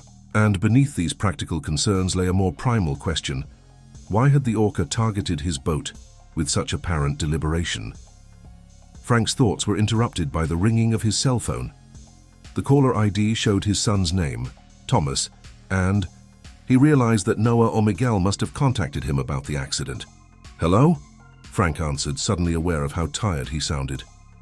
"Dad, Jesus, are you okay? I just got a call from Noah about what happened." "I'm fine," Frank said automatically, the reflex of a lifetime spent downplaying injury or illness. Then, recognizing the absurdity of the claim given his current situation, he amended, "Well, not fine exactly, but I'll recover." "He said an orca attacked your boat? That it actually sank the Northern Light? That can't be right."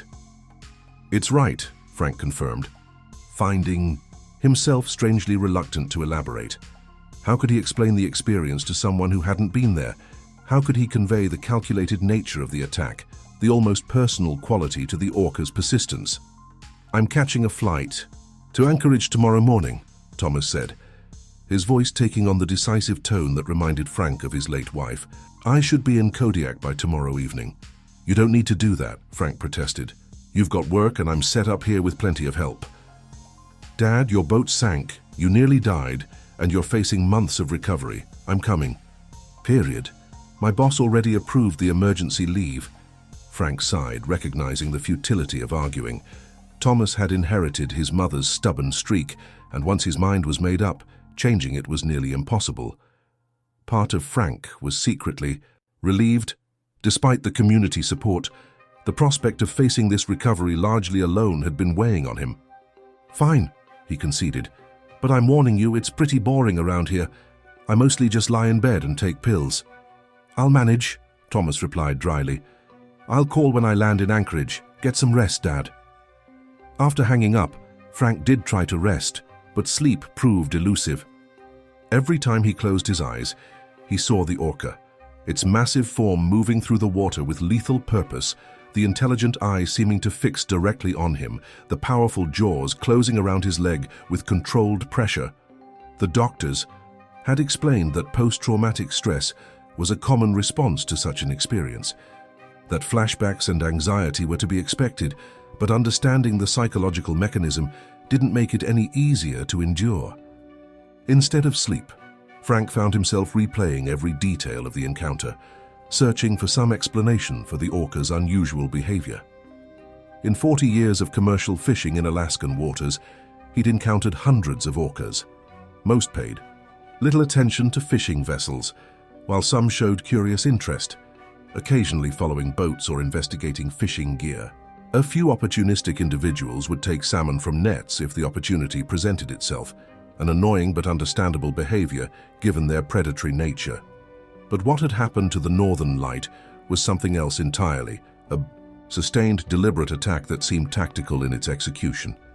The Orca had disabled the rudder and propeller, created hull breaches in strategic locations, and persisted long after it could have simply moved on to easier prey. It had followed the boat from one fishing ground to another, a distance of over 15 miles, showing a level of determination that suggested something beyond normal predatory behavior. Frank's ruminations were interrupted by a knock at the cabin door, followed by the sound of it opening. "Just me," called Noah's voice. "Brought dinner." Frank glanced at the clock beside the bed, surprised to see it was already past 6. He'd been lost in thought for hours. Noah entered carrying several containers of food, which he arranged on the small dining table before helping Frank from the bed to a chair. "Stew from Mara," Noah explained, opening containers to reveal a rich, fragrant beef stew, fresh bread, and a garden salad. "She sends her best. Says to let her know if you want anything specific for next time." Mara was Noah's wife, a talented cook who occasionally provided meals for the crew during longer stretches at port. The familiar food was comforting, and Frank realized he was actually hungry for the first time since the accident.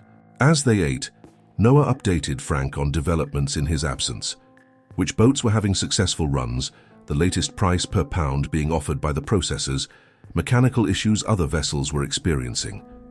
It was the kind of routine conversation they would have had in the wheelhouse of the Northern Light during quieter moments, and its normalcy provided a welcome respite from the turmoil of Frank's thoughts.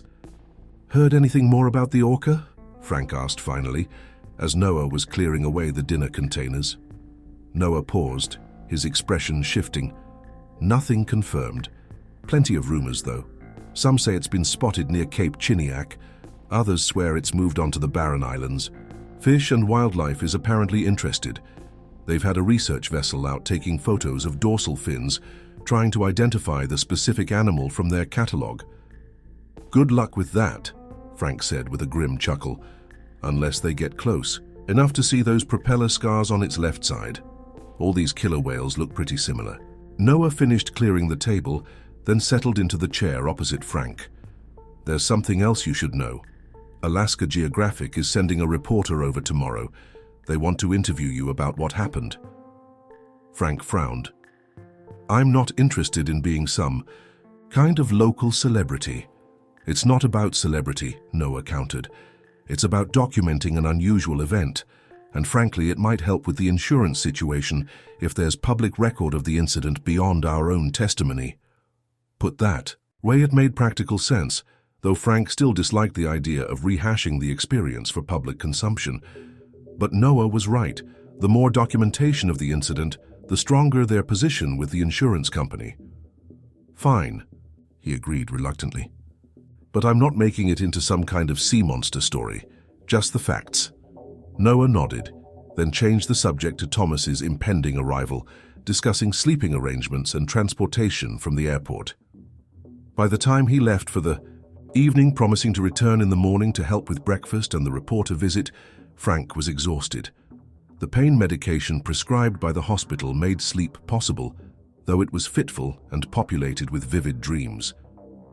In one particularly disturbing sequence, Frank found himself back in the water beside the capsized Northern Light, but instead of being pulled under by the Orca, he somehow became the Orca, experiencing the attack from the predator's perspective. He woke from this dream in a cold sweat, the phantom sensation of powerful jaws still lingering around his injured leg. Morning brought a steady rain beating against the cabin roof and windows, the kind of persistent Alaskan precipitation that could continue for days. Frank had just finished the breakfast Noah had prepared when a compact SUV with the Alaska Geographic logo on the door pulled into the driveway. The reporter, a 30-something woman named Lisa Chen, turned out to be both professional and respectful, setting up her recording equipment with minimal disruption and explaining clearly what kind of information she was seeking. "We're doing a feature on human-wildlife interactions in the Gulf of Alaska," she explained. "Your experience is obviously unusual and we'd like to include it. I'll just ask you to walk me through what happened step by step, focusing on the Orca's behavior." Frank recounted the events as factually as possible, describing the initial net raiding behavior, the Orca's persistence in following the boat to new fishing grounds, and the systematic attacks that eventually sank the Northern Light.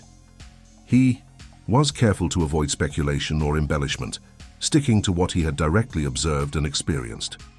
"In your 40 years fishing these waters, Have you ever witnessed or heard of similar behavior from orcas? Lisa asked, her digital recorder capturing his responses. Nothing like this, Frank confirmed. I've seen them take fish from nets, sure. Sometimes they'll get curious about boats or equipment. But a sustained attack like this? Never. Some marine biologists have suggested the animal might have been protecting a feeding ground or possibly had previous negative interactions with fishing vessels. Would either of those explanations align with what you experienced? Frank considered the question carefully. The feeding ground theory doesn't hold up. We moved 15 miles between sets and it followed us. That's not territorial behavior. As for previous negative interactions, he paused, remembering the distinctive scarring he'd observed along the orca's flank. It did have what looked like propeller scars on its left side. So yeah, it's possible it had some kind of run-in with a boat before, but that doesn't explain why it targeted the Northern Light specifically. The interview continued for nearly an hour, with Lisa asking detailed questions about the orca's tactics, Frank's injuries, and the response from the Coast Guard and fishing community. She seemed particularly interested in the psychological impact of the event. How has this experience changed your perspective on orcas and the marine environment you've worked in for decades? Frank shifted uncomfortably in his chair. He'd been prepared to discuss the factual aspects of the incident, but was less comfortable delving into his emotional response. Still, something compelled him to answer honestly. I've always respected these animals, he said slowly, their intelligence, their power, but I saw something different that day, something deliberate, like it wasn't just acting on instinct, but had made a decision. He paused, aware of how his words might be interpreted. I'm not anthropomorphizing here. I don't think it had human motivations, but there was purpose in what it did, and that's unsettling. After the interview concluded, and Lisa departed with promises to share the published article, Frank found himself mentally and emotionally drained. Noah, who had remained quietly present throughout, helped him back to the bed, adjusting pillows to elevate the injured leg comfortably. You did good, Noah said, pouring a glass of water and setting it within Frank's reach. Stuck to the facts, didn't sensationalize. Frank nodded absently, his mind still caught on the final question Lisa had asked, how the experience had changed his perspective. He wasn't sure he'd answered completely, or even honestly. The truth was more complex than he'd been willing to articulate to a reporter with a recording device. The attack had fundamentally altered something in Frank's worldview. For 40 years, he had operated under the assumption that the ocean, while dangerous and unpredictable, was ultimately a neutral environment. The hazards it presented, storms, rogue waves, mechanical failures in remote locations, were impersonal forces to be respected and mitigated through experience and preparation. Even the living creatures that populated the sea, from the salmon he harvested to the massive whales he occasionally encountered, were seen primarily as elements of that environment, acting on instinct and natural drives. What he had experienced with the orca challenged that framework. He had encountered something that felt like targeted aggression, like a deliberate decision made by another consciousness. It forced him to confront the possibility that his relationship with the ocean and its inhabitants wasn't as straightforward as he had always believed, that perhaps there were intelligences and motivations at work that he had never fully appreciated or acknowledged. This shift in perspective was still forming, still coalescing from the raw material of his experience, and Frank wasn't yet sure what it would ultimately mean for him. But he sensed that it represented a profound change, one that would continue to unfold long after his physical wounds had healed. Thomas's arrival that evening provided a welcome distraction from these unsettling thoughts. Frank's son had inherited his mother's lean build and analytical mind, with a quieter temperament than his father's blunt pragmatism. Their relationship had grown somewhat distant after Thomas chose to pursue environmental studies rather than joining the family fishing business, a decision that had initially disappointed Frank, but which he had gradually come to accept, if not fully understand. "Jesus, Dad," Thomas said upon seeing Frank's condition, his normally composed expression giving way to shock. "Noah told me it was bad, but—" "It looks worse than it is," Frank assured him, though they both knew it was at least partially a lie. The doctors say I'll recover, just needs time. Thomas set down his luggage and moved closer to the bed, his trained eye assessing the medical setup, the pill organizers, the elevated leg with its substantial bandaging. His environmental work occasionally involved first aid training for remote field operations, and Frank could see him mentally cataloging the injury details. What's the prognosis? Honestly. Frank sighed, recognizing that his son wouldn't accept the downplayed version he'd been offering to most visitors. Broken fibula, significant muscle damage, 6 to 8 weeks non-weight bearing, then physical therapy for months. Full recovery, if everything goes perfectly, might be 6 to 8 months. The doctors aren't making any promises beyond "you'll walk again," which isn't exactly reassuring. Thomas nodded, absorbing this information with the same methodical approach he brought to his professional work. And the boat? Noah mentioned issues with the insurance claim. That's still up in the air. They're claiming attack by marine mammal isn't covered under the policy terms. We've got a lawyer working on it, but it could drag on for months. A complicated expression crossed Thomas's face, concern mixed with something else Frank couldn't quite identify. I read some of the news reports before flying out. They're calling it a rogue Orca attack. Is that accurate? Was it really a deliberate attack by the Orca, not just some kind of accident or misunderstanding? Frank recognized the skepticism in his son's tone. Thomas had always been the thoughtful one, cautious about accepting dramatic explanations when more mundane ones might suffice. His environmental work also gave him a perspective that was sometimes at odds with the commercial fishing worldview. It was deliberate, Frank stated flatly. I've seen hundreds of orcas in my time on the water. This was different. It targeted the boat specifically, attacked systematically, and followed us for 15 miles between fishing grounds. Even showed up during the Coast Guard rescue. Thomas didn't immediately respond, his expression thoughtful as he processed this information. Frank could almost see the scientific mind at work, weighing evidence, considering alternative explanations, resisting sensationalism. That's extremely unusual behavior, Thomas finally said. There are very few documented cases of orcas deliberately attacking boats, and most of those have specific contexts, either juvenile males playtesting boundaries or females protecting calves, or reactions to direct provocation. This wasn't playtesting or protecting calves, Frank replied, an edge entering his voice. And we didn't provoke it beyond using the water space to fish. The way that animal went after the boat, it was calculated. Thomas nodded slowly, accepting his father's testimony without necessarily accepting the implicit interpretation. I'd like to talk to Noah and Miguel too, get their perspective on what happened. Maybe there's some environmental factor we're missing. Changes in the local ecosystem, disruptions to feeding patterns, something that might explain such unusual behavior. Frank felt a flicker of irritation at what seemed like his son's attempt to rationalize or explain away the experience, but he suppressed it. Thomas was approaching the situation from his own framework of understanding, just as Frank was. And ultimately, Thomas had dropped everything to fly up to Kodiak and help. That counted for more than their differing perspectives on what had happened. They'll both be around tomorrow, Frank said. Noah's on breakfast duty, and Miguel's driving me to a follow-up appointment at the hospital in the afternoon. They spent the rest of the evening catching up on less fraught topics. Thomas's current watershed restoration project in the Olympic Peninsula, mutual acquaintances in the Kodiak community, necessary arrangements for the coming weeks of Frank's recovery. By unspoken agreement, they avoided further discussion of the Orca incident, though it hung in the air between them like an unseen presence. Later, after Thomas had settled into the cabin's small second bedroom and Frank had taken his evening medications, he found himself once again unable to sleep, despite the physical exhaustion. Through the thin walls, he could hear his son's voice, speaking quietly on the phone, presumably to colleagues or perhaps his girlfriend in Seattle. Fragments of the conversation drifted to Frank.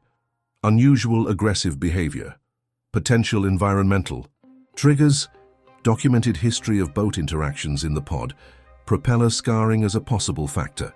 It was clear Thomas was consulting with someone about the incident, applying his scientific training to what had happened. Frank felt a complex mixture of emotions at this realization, Part of him appreciated that his son took the situation seriously enough to research it, to apply his considerable intellect to understanding what had occurred.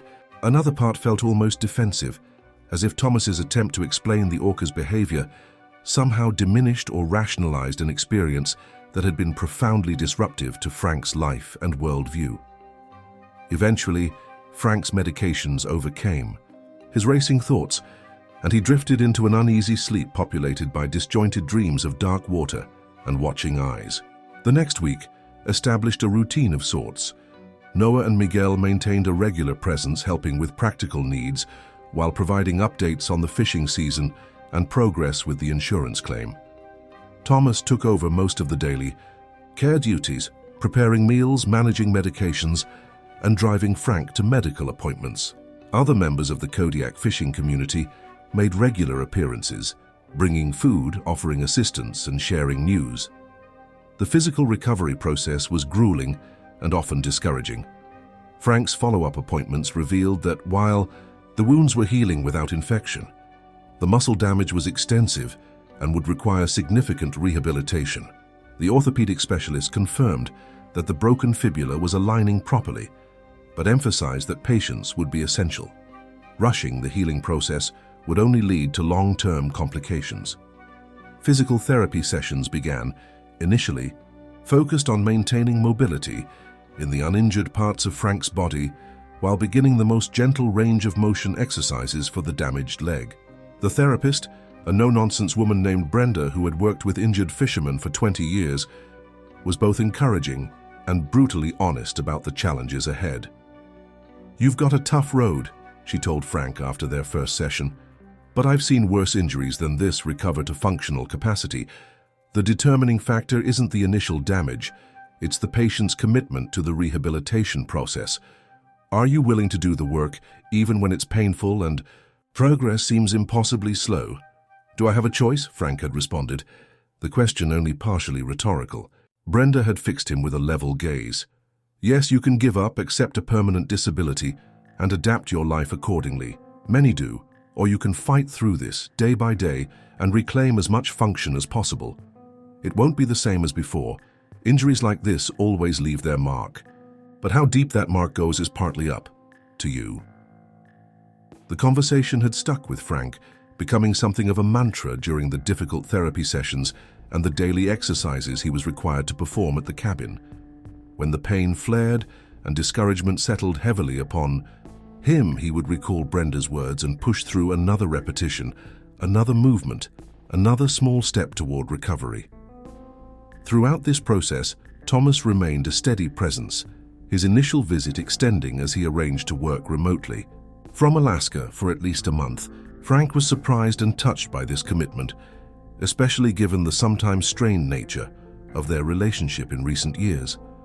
Despite their different perspectives on many issues, there was no questioning Thomas's dedication to supporting his father through this crisis. Thomas also continued his investigation into the Orca incident, speaking with marine biologists, wildlife officials, and other fishermen who had experienced unusual orca encounters.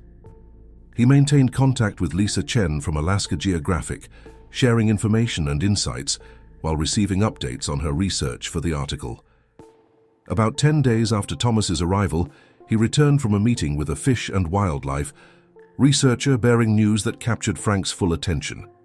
"They've identified the orca," Thomas announced as he entered the cabin, shaking rain from his jacket. "The one that attacked the Northern Light. They match the dorsal fin shape and scarring pattern from photographs taken during other encounters." Frank, who had been practicing standing exercises with his crutches, carefully lowered himself to a chair. "What do they know about it?" Thomas set a folder on the table and opened it to reveal several photographs, clear images of a large male orca, its distinctive dorsal fin rising nearly 6 feet above the water surface, with visible scarring along its left flank exactly as Frank remembered. "They call him Scarback," Thomas explained, arranging the photos in a sequence. "He's estimated to be about 30 years old, part of a resident pod that frequents the waters around Kodiak and the Barren Islands. He's been photographed and catalogued since the early 2000s. Frank studied the images with intense focus, There was something unsettling about seeing the animal documented so clearly, about knowing it had an identity and history beyond their brief but catastrophic encounter. "Any history of aggression toward boats before now?" he asked. Thomas hesitated briefly before answering. Yes and no. There are reports dating back about 15 years of an orca, with his markings approaching fishing vessels more closely than is typical, occasionally taking fish from nets. But nothing approaching the level of aggression you experienced until recently. Recently? You mean there have been other incidents? Thomas nodded, pulling out another photograph, this one showing the same orca swimming alongside what appeared to be a research vessel. 3 documented close encounters with boats in the past month before your incident. One with a research vessel studying the salmon run, one with a tour boat out of Seward, and one with the Seward Star that Noah mentioned, the fishing boat that reported net damage.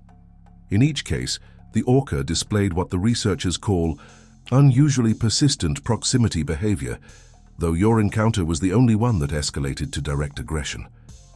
Frank absorbed this information, finding both vindication and deeper questions in it. The identification confirmed what he already knew, that the attack had been deliberate and targeted, but it didn't explain the why of it. What had changed to transform this animal from merely unusually curious about boats to actively aggressive? "There's something else," Thomas continued, his expression suggesting he was unsure how Frank would receive the next piece of information. The researchers believe they've identified a possible trigger for the behavioral change.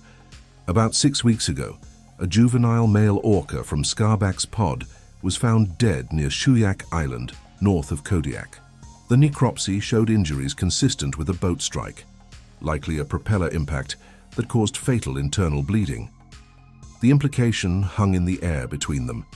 Frank understood immediately where Thomas's scientific colleagues were heading with this line of thinking, and he found himself surprisingly open to considering it. "You're suggesting the orca that attacked my boat was responding to the death of a pod member? That this was some kind of retaliation?" Thomas spread his hands in a gesture that acknowledged both possibility and uncertainty. The researchers are careful not to anthropomorphize too much, but they do note that orcas have complex social structures and strong bonds within their pods. They've been documented mourning their dead, and their intelligence and memory capabilities are well established.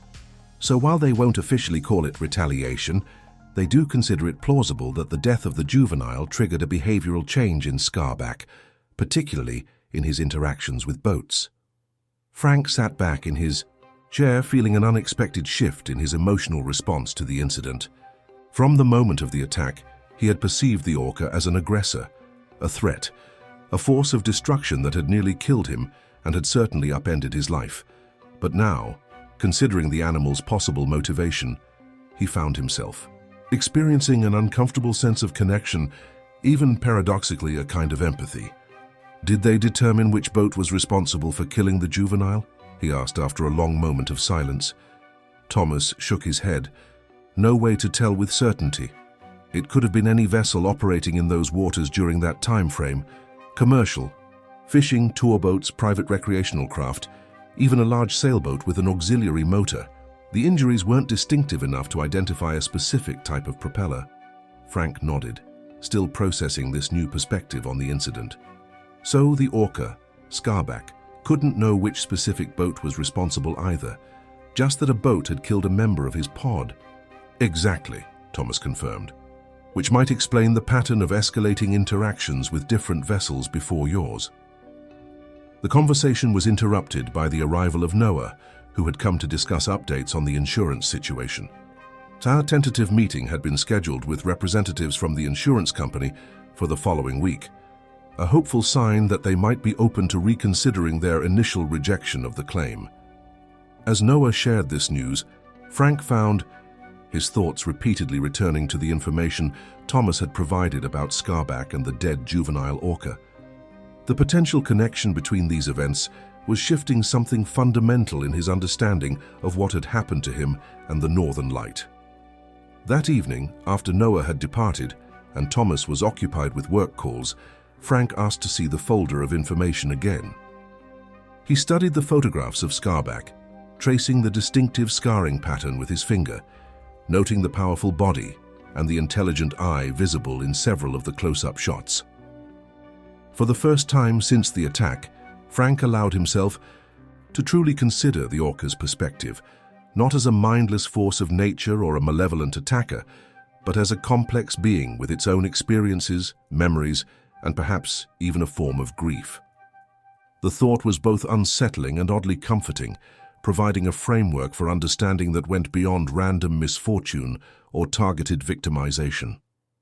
This shift in perspective didn't erase the very real consequences of the attack, the loss of the Northern Light, the serious physical injury, the uncertain financial future, but it placed these consequences within a larger context, a more complex web of interaction between humans and the marine environment they operated within.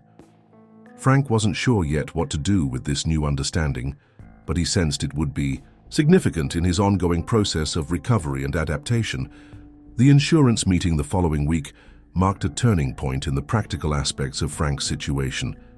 The company representatives, faced with mounting evidence of the Orca attack, including the Coast Guard report, eyewitness testimonies, and the newly published Alaska Geographic article documenting the incident, reluctantly agreed to honor the claim for the loss of the Northern Light. The settlement wouldn't cover the full replacement cost of a comparable vessel, but it would provide enough capital for Frank to consider various options for his future. Combined with the successful community fundraiser organized by the Kodiak fishing fleet, he now had financial breathing room to focus on his physical recovery without the immediate pressure of economic ruin.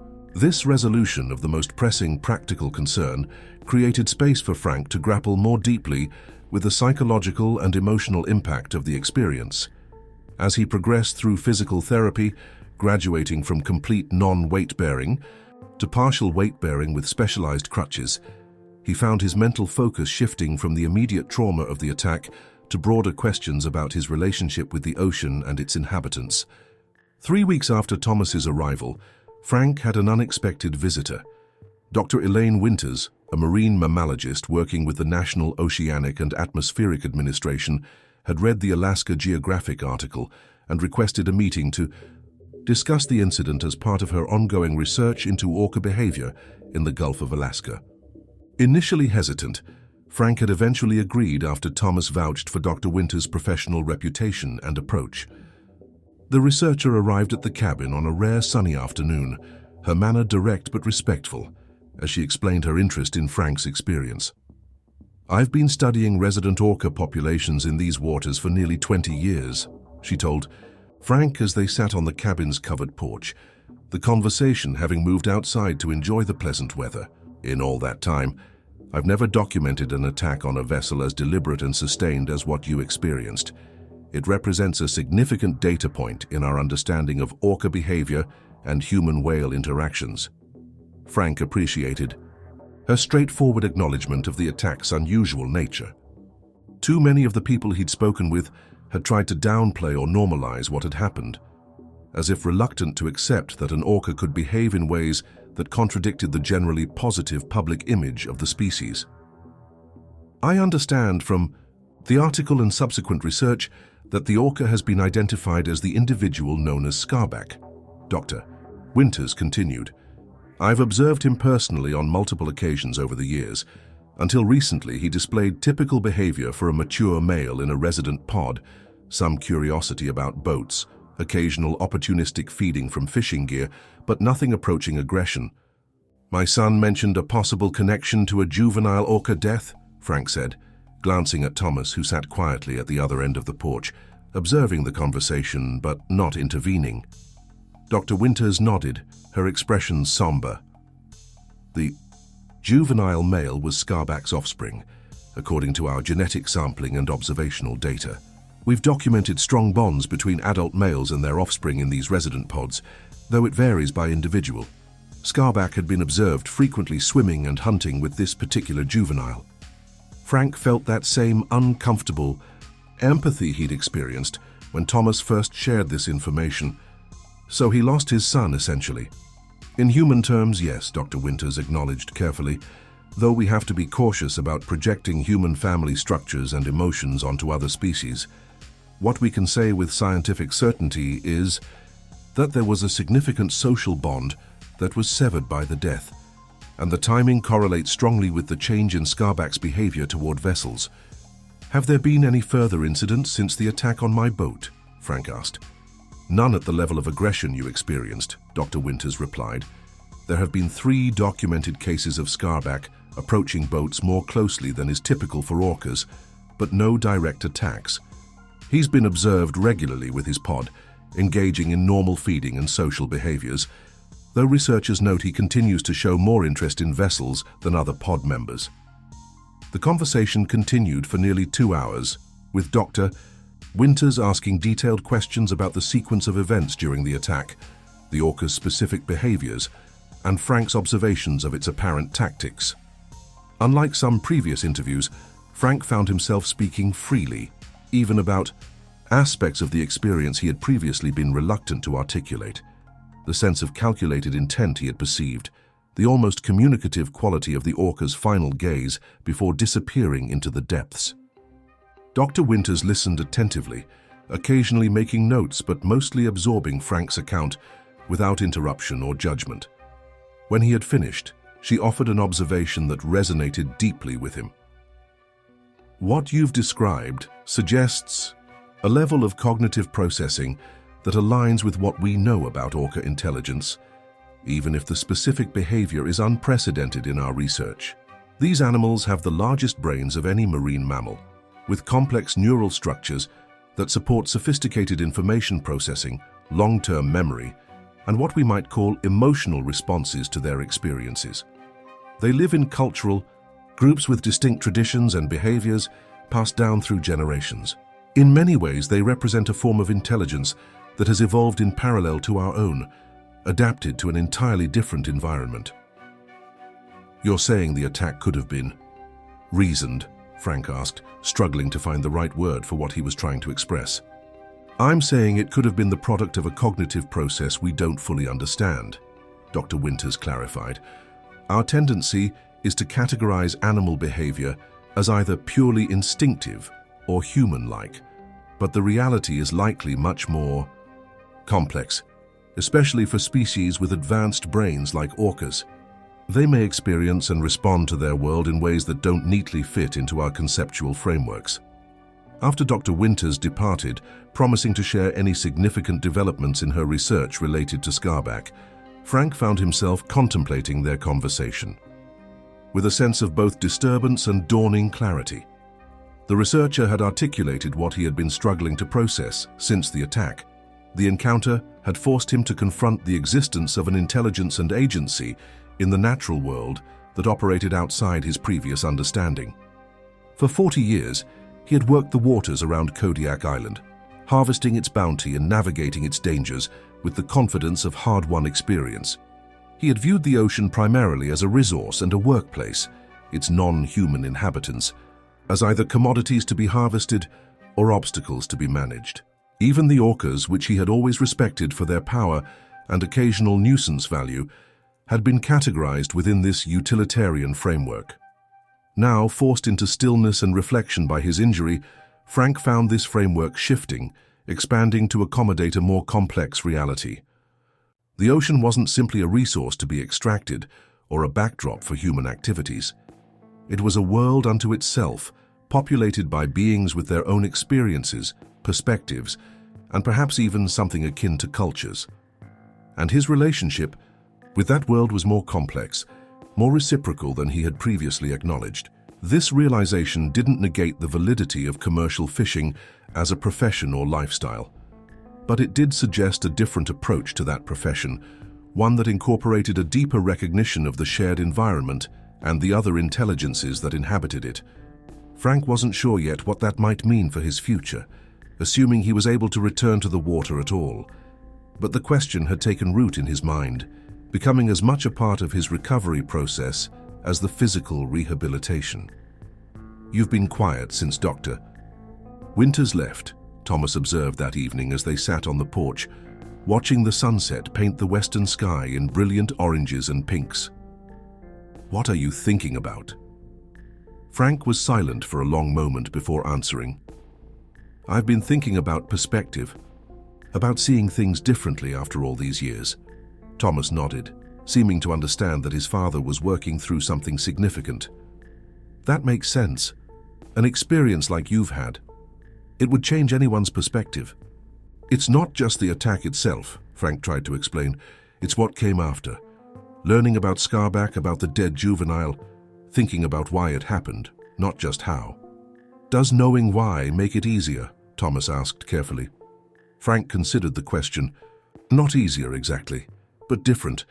I've spent my life on the water thinking I understood it. Now I'm not so sure. And that's unsettling, but also interesting in a way. Thomas smiled slightly at this admission. Welcome to my world, Dad. That feeling of recognizing how much we don't understand about natural systems and the beings that inhabit them. That's what drove me into environmental work in the first place. This observation hit Frank with unexpected force.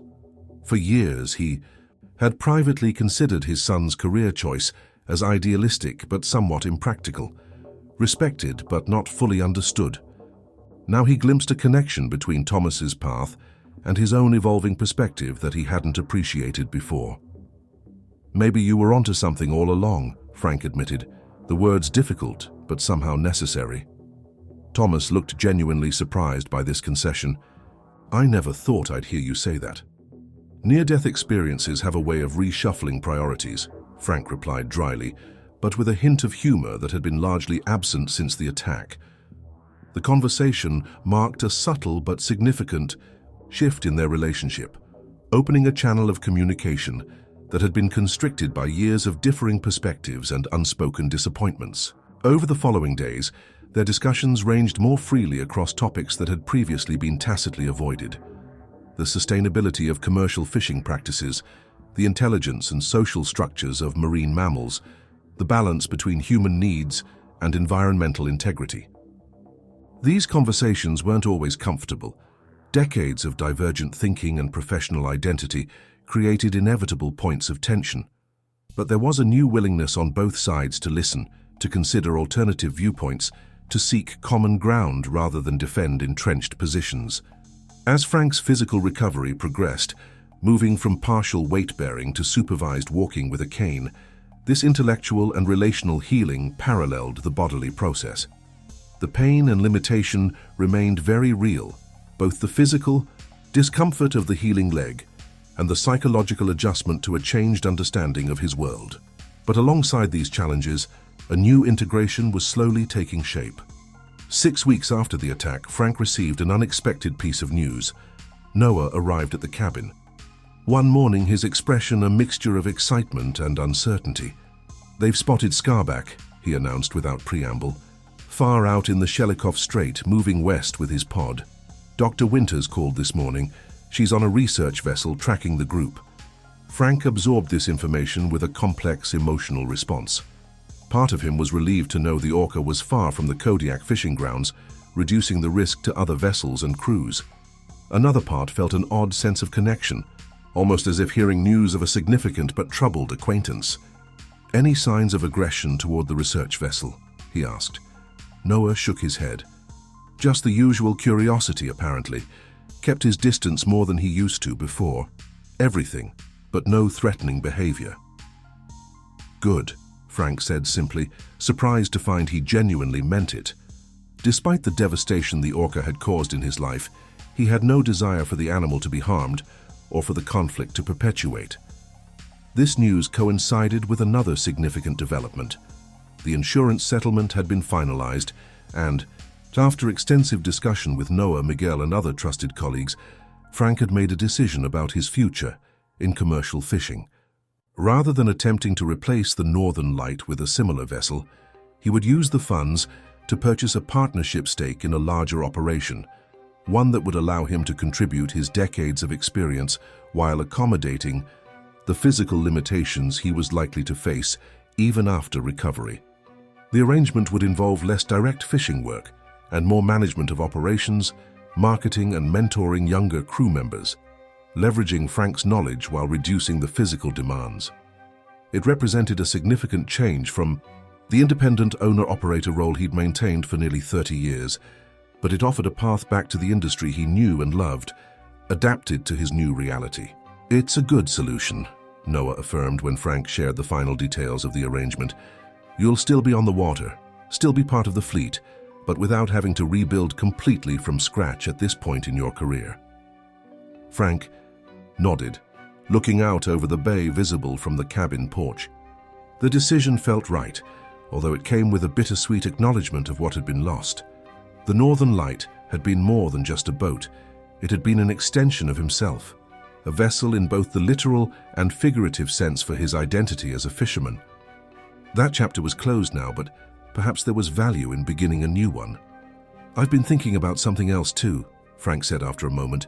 "Something that might surprise you." Noah raised an eyebrow questioningly. "I'm considering working with Thomas and Dr. Winters on developing better protocols for fishing vessels encountering orcas, ways to reduce negative interactions, especially around nets." Noah's surprised expression confirmed that this was indeed unexpected. "That's not something I would have predicted a couple months ago." "Me neither," Frank admitted with a wry smile. "But if what happened to me was connected to that juvenile's death from a boat strike, maybe there are ways to prevent similar incidents in the future, not just for the boat's safety, but for the whales too." The idea had been taking shape gradually, as Frank's understanding of the attack evolved. If Skarbak's aggression had indeed been triggered by the loss of his offspring to a vessel collision, then perhaps there was a broader lesson to be found, not just about orca behavior, but about the intersection of human activity and marine life in an environment they necessarily shared. Thomas, when Frank mentioned the concept to him later that day, responded with cautious enthusiasm. "That could be valuable work, Dad, especially coming from someone with your experience in the industry. Fishermen might listen to prevention, measures from one of their own in a way they wouldn't, from outside researchers or regulators." "I'm not looking to become some kind of whale hugger crusader," Frank clarified quickly. "Just thinking practically. If we can fish more safely around these animals, everyone benefits."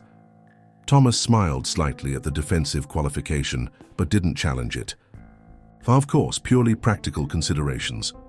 The following weeks brought steady progress in Frank's physical recovery.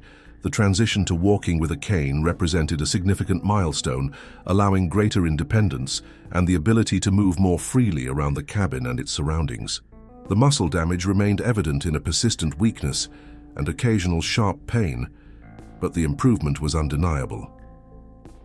"You're ahead of schedule," Brenda, the physical therapist, informed him after a particularly challenging session 8 weeks post-injury. "The muscle is regenerating better than expected, and your commitment to the exercises is paying off. I think we can begin more functional training next week." This positive development coincided with another transition. Thomas needed to return to Seattle. His employer had been remarkably accommodating about remote work, but projects requiring his physical presence could no longer be postponed. Frank, now mobile enough to manage most daily activities with minimal assistance, assured his son that the timing was appropriate. "The community support system is still in place," he pointed out, as Thomas reluctantly packed his belongings. "Between Noah, Miguel, and the rotation of helpers from the fleet, I've got more assistance than I need, and I can always call if something comes up." Thomas seemed unconvinced. "It feels wrong to leave before you're fully recovered." "I'm not sure there is such a thing as fully recovered from something like this," Frank replied with unexpected insight. "The physical healing has a timeline, sure, but the rest of it, making sense of what happened, figuring out what comes next, that's a longer process. You've helped me get started on both. The rest, I need to work through in my own way." Evening before Thomas's departure, father and son sat on the cabin porch, watching an impressive electrical storm moving across the bay. Lightning illuminated the distant mountains in brief, brilliant flashes, followed seconds later by rolling thunder that seemed to vibrate through the wooden structure beneath them. "I've been meaning to ask you something," Thomas said, during a lull in the storm's intensity. "All those years you spent on the water, were you ever scared? Really scared, I mean. Frank considered the question, understanding its significance. He had faced numerous dangerous situations during his fishing career, mechanical failures in remote locations, unexpected storms, near collisions in fog-bound passages. But the Orca attack had been different, not just in its unpredictability, but in its profound challenge to his sense of control and understanding. A few times, he admitted. Big storm in '94 that nearly swamped us. Engine fire in '07 that could have taken the whole boat if we hadn't contained it. But nothing like this. He paused, searching for words to express the distinction. Those other situations, dangerous as they were part of the known risks. Things every fisherman understands might happen, prepares for. This was outside the framework somehow. Thomas nodded, seeming to grasp what his father was trying to articulate. It violated your basic assumptions about how the world works. Exactly, Frank agreed, relieved at being understood. And once those assumptions are shaken, it's hard to get your footing back. Everything looks different. Do you think you'll ever go back to seeing things the way you did before? Thomas asked. Frank shook his head slowly. No, and I'm not sure I want to. The admission surprised him, even as he spoke it, but he recognized its truth. Don't get me wrong, I'm not glad this happened, but now that it has, I can't unknow what I've learned from it. Thomas smiled slightly. That's how growth works, I think. Sometimes painfully. They watched the storm in companionable silence. For a while longer, the conversation having reached a natural conclusion that felt significant to them both. The following morning, Frank drove Thomas to the airport. His first time operating a vehicle since the injury, another small but meaningful step toward independence. Their goodbye was brief but heartfelt, with promises of more regular communication, and a visit in the opposite direction, once Frank was cleared for longer travel. As Thomas disappeared through the security checkpoint, Frank felt the expected pang of separation, but also a newfound appreciation for the adult his son had become, and for the relationship that was evolving between them, one of the unexpected, positive developments to emerge from the traumatic experience. The weeks following Thomas's departure brought further changes to Frank's situation. With the insurance settlement finalized and his partnership arrangement in place, he was able to move out of the rental cabin and back to his own home on the bluff above Chiniac Bay. The house required some modifications to accommodate his still limited mobility. A ramp at the back entrance, grab bars in strategic locations, a temporary bedroom established on the main floor, but it was deeply satisfying to return to his own space after nearly 3 months of displacement. From the wide windows of his living room, Frank could observe the waters where he had spent most of his working life. With a good pair of binoculars, he could track the movements of the fishing fleet as vessels came and went from the harbor, identifying familiar boats by their distinctive profiles and operational patterns. This connection to the maritime community, even from a distance, provided both comfort and a persistent reminder of his altered circumstance. Physical therapy continued, with Brenda pushing Frank to increasingly challenging exercises designed to rebuild strength and flexibility in the damaged leg. Progress remained steady, if slower than Frank's impatience would have preferred. By the 3-month mark post-injury, he was walking with only a slight limp, though prolonged activity still resulted in significant pain and swelling. You need to respect the timeline, Brenda reminded him after he reported pushing himself too hard and suffering a minor setback. The body heals at its own pace, no matter how much we might want to hurry it along. This lesson in patience extended beyond the physical recovery to the psychological adaptation Frank was still navigating. The nightmares had decreased in frequency, but still occurred occasionally, vivid recreations of the attack that left him sweating and disoriented in the pre-dawn darkness. Certain sounds, a boat hull creaking in particular ways, the splash of something large entering water, could trigger a momentary freeze response, a rush of adrenaline that took time to dissipate. Dr. Patel had referred Frank to a counselor, specializing in trauma recovery, but he had resisted the suggestion, uncomfortable with the idea of talking through his experience with a stranger. Instead, he found his own methods of processing the psychological impact, Conversations with Noah and other trusted friends who had experienced their own close calls at sea, quiet hours of reflection as he watched the waters of the bay, and increasingly, his evolving work with Thomas and Dr. Winters on developing safer interaction protocols for fishing vessels operating in Orca territory. This project, which had begun as a tentative idea, was gradually taking more concrete form. Frank contributed detailed knowledge of commercial fishing operations, the constraints under which vessels operated, the practical realities of gear management, the economic pressures that influenced decision-making on the water. Thomas and Dr. Winters provided the scientific perspective on orca behavior, habitat use, and acoustic sensitivity. Together, they were developing guidelines that might help prevent negative interactions without imposing unrealistic restrictions on fishing activities.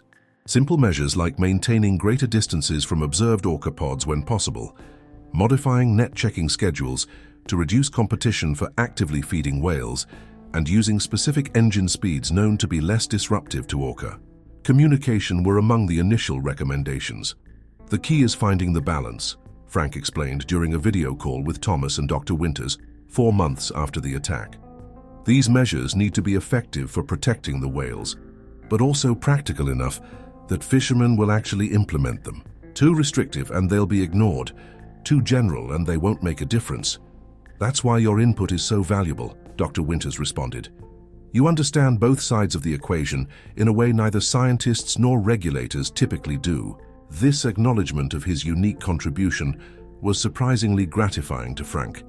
After decades of seeing himself primarily as a harvester of the sea's resources, the opportunity to serve as a bridge between the fishing industry and the scientific community studying marine ecosystems represented a new and unexpected application of his experience. In late October, 5 months after the attack, Frank reached another significant milestone in his recovery. After a thorough examination and assessment, Dr. Patel cleared him for limited work on boats, with specific restrictions on lifting, extended standing, and exposure to rough sea conditions. "You've made remarkable progress," she told him, reviewing the latest imaging of his healing leg. "The bone has fused well, and the muscle regeneration continues to exceed expectations. You'll always have some limitation compared to your pre-injury capacity, but you're well ahead of where we projected you would be at this point." This medical clearance coincided with the beginning of the winter fishing season, a more limited operation than the summer salmon runs, but still an important component of the Kodiak fleet's annual cycle. Under the new partnership arrangement, Frank would be able to spend some time on the water, primarily in a supervisory and training capacity, while more physically demanding tasks would be handled by other crew members. His first day back on Tiwatijaldis, a commercial fishing vessel, the Horizon, one of 3 boats operated by the partnership he had joined, was both familiar and strange. The rhythms of preparation, the particular sounds and smells of a working boat, the camaraderie of the crew, all these were deeply known, embedded in Frank's body and mind through decades of repetition. But his position within this environment had fundamentally changed, and not just because of his physical limitations. He found himself more attentive to details he had previously overlooked or taken for granted, the movements of seabirds indicating feeding activity. Below the surface, the subtle patterns of current and color that suggested the presence of different species, the occasional distant splash that might signal the presence of marine mammals. His perception seemed somehow expanded, incorporating dimensions of awareness that had always been available, but rarely acknowledged. "Noticed something off the port bow," he mentioned to Captain Layton, his new colleague who commanded the Horizon. "Water disturbance about half a mile out. Might be a small pod of orcas." Layton raised his binoculars, confirming Frank's observation. "Good eye. 3, maybe 4 individuals, looks like. We'll give them a wide berth. Follow that new protocol you helped develop." The decision was made matter-of-factly, without drama or resistance. Exactly the kind of practical integration of conservation awareness into normal operations that Frank had hoped to encourage. It was a small moment, but symbolically significant. An acknowledgement that the ocean was a shared environment and that respectful coexistence was both possible and necessary. As the Horizon adjusted course to maintain an appropriate distance from the Orca pod, Frank scanned the group with his own binoculars, noting the distinctive dorsal fins of the individuals. None matched the massive, scarred dorsal that had been seared into his memory. According to Dr. Winter's latest update, Scarback and his pod had been observed near the Shumagin Islands, nearly 200 miles southwest of Kodiak, showing no signs of returning to the area where the attack had occurred. This geographical separation came as something of a relief to Frank, though he recognized it as temporary at best. Orca pods traveled extensively throughout their range, following food sources and seasonal patterns. Eventually, Scarback would likely return to the waters around Kodiak Island, raising the question of how Frank would respond to a direct encounter with the animal that had so dramatically altered his life. The question remained theoretical for several more weeks, as Frank gradually reintegrated into the rhythms of commercial fishing while continuing his physical therapy and work on the Orca interaction protocols.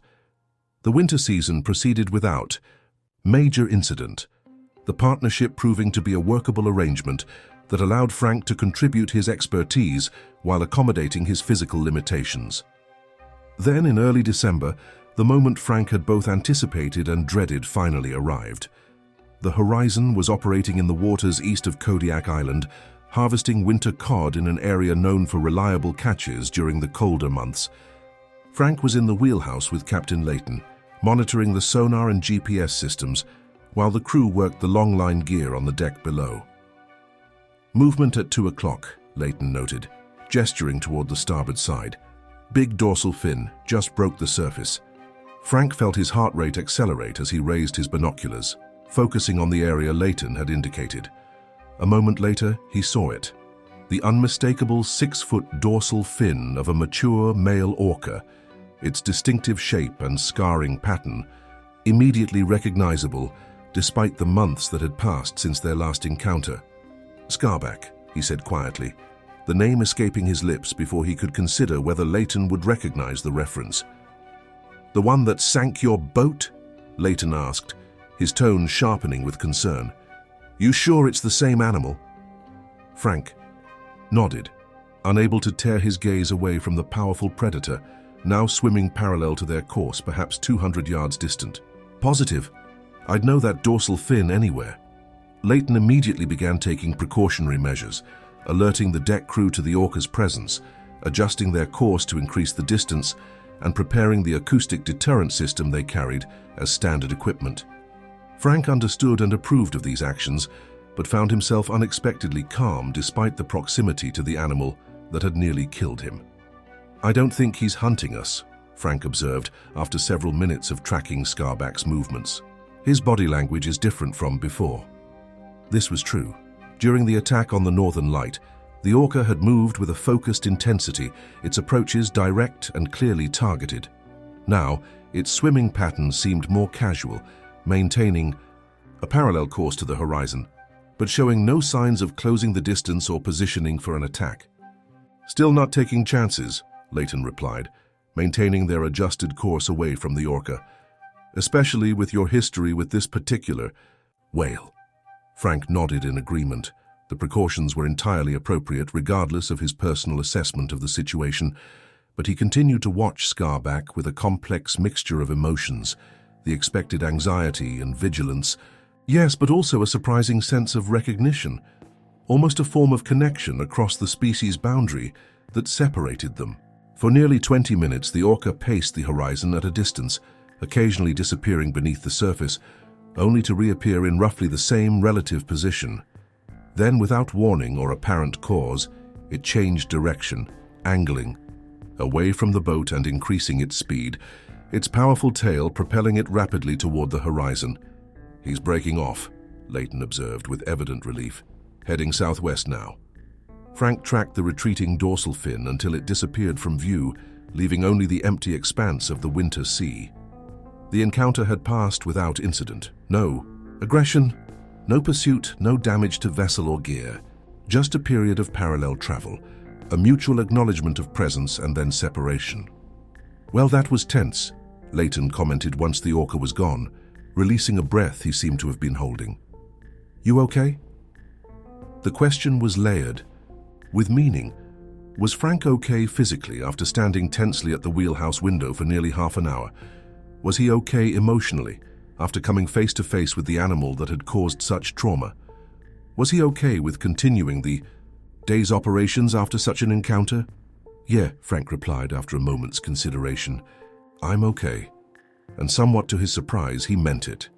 That evening, back in port, Frank called Thomas to report the encounter. His son listened with evident concern, but also analytical interest, as Frank described Scarback's behavior and his own unexpected reaction to seeing the orca again. It's significant that there was no aggressive approach, Thomas noted when Frank had finished his account. Dr. Winters will want to document this. It supports the theory that the original attack was a specific response to the juvenile's death, not an ongoing pattern of aggression toward all vessels. Maybe, Frank allowed, not entirely convinced that a single peaceful encounter negated the possibility of future aggression. Or maybe we just weren't the target this time. How did it feel, seeing him again? Thomas asked, changing direction slightly. That must have been intense. Frank took his time answering, trying to articulate the complex emotional response he had experienced. Strange, he finally said.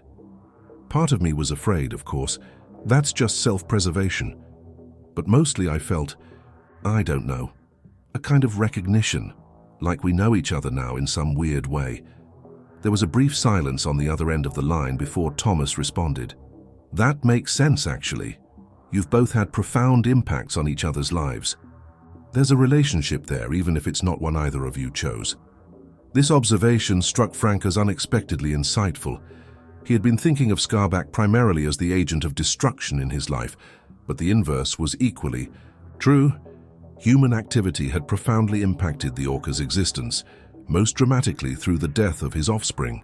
They were connected by a web of action and consequence that transcended individual intention.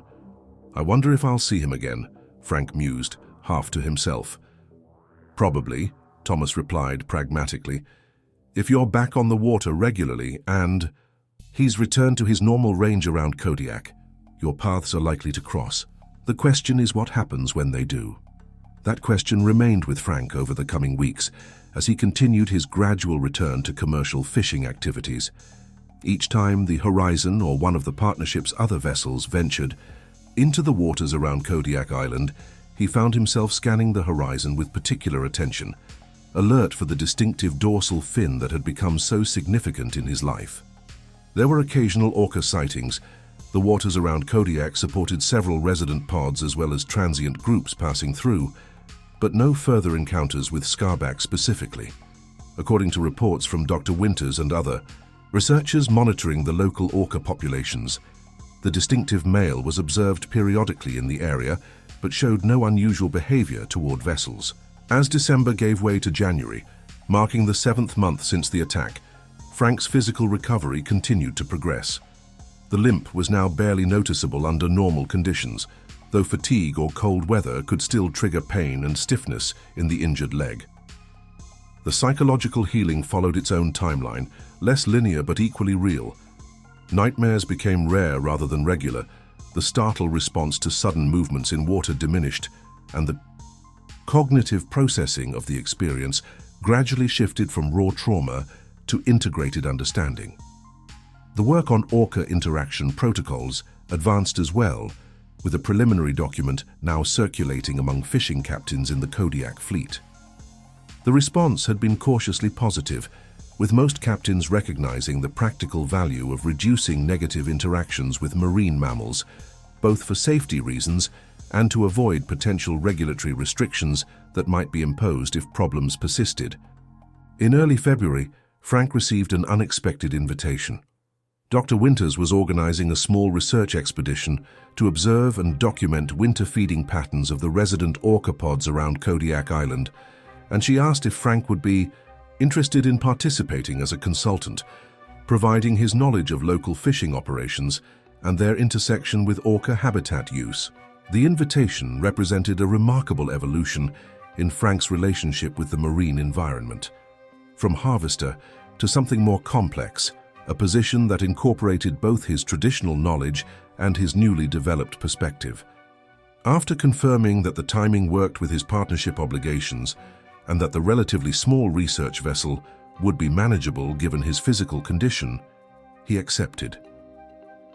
The expedition was scheduled for the third week of February, a challenging time for research in Alaskan waters due to the winter conditions, but a critical period for understanding year-round orca behavior. The research vessel, a modified 55-foot former commercial fishing boat named Cetacean, had been equipped with specialized acoustic monitoring equipment, underwater cameras, and other technological tools for studying marine mammals without disturbing their natural behaviors. Frank joined the small research team at the Kodiak Harbor on a clear, cold morning, the temperature hovering just above freezing, but feeling much colder due to the persistent wind off the water. Dr. Winters greeted him warmly, introducing him to the other participants, a graduate student specializing in marine mammal acoustics, a photographer documenting orca social behaviors, and the captain and first mate who operated the vessel. "We're particularly hoping to observe Scarback's pod," Dr. Winters explained as they got underway, the cetacean cutting through the harbor waters toward the open sea beyond. "They were spotted near Whale Passage yesterday, showing some interesting feeding coordination with another resident pod. But I understand if that creates some discomfort for you, given your history." Frank appreciated her directness. "It's fine," he assured her. "Actually, I've been hoping for another opportunity to observe him under different circumstances than my previous encounters." The first day of the expedition yielded no orca sightings, though they documented interesting behaviors from other marine species, including a large group of Steller sea lions and several humpback whales that had remained in the area rather than migrating to warmer waters. Frank found the research team's methodical approach fascinating, so different from the production-focused mindset of commercial fishing, yet sharing the same fundamental reliance on reading the sea and understanding its patterns. The second day brought them to the eastern shores of Afognak Island, where local reports had placed several orca pods in recent days. Mid-morning, the acoustic monitoring equipment picked up the distinctive vocalizations of orcas, directing the team toward a sheltered bay where they soon spotted a group of perhaps a dozen individuals. Through powerful spotting scopes and telephoto lenses, they were able to identify specific animals by their dorsal fins and saddle patch patterns. Dr. Winters maintained detailed records of each sighting, consulting her catalog of known individuals to confirm identities. "That's Scarback," she said quietly, pointing to a large male swimming at the periphery of the group. "His dorsal is unmistakable, and you can see the scarring along his left flank."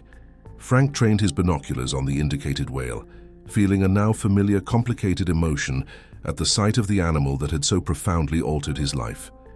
Scarback was moving in a casual patrol pattern around what appeared to be a hunting formation, the pod having surrounded a school of fish and taking turns darting in to feed. "He's in a guardian position," Dr. Winters observed.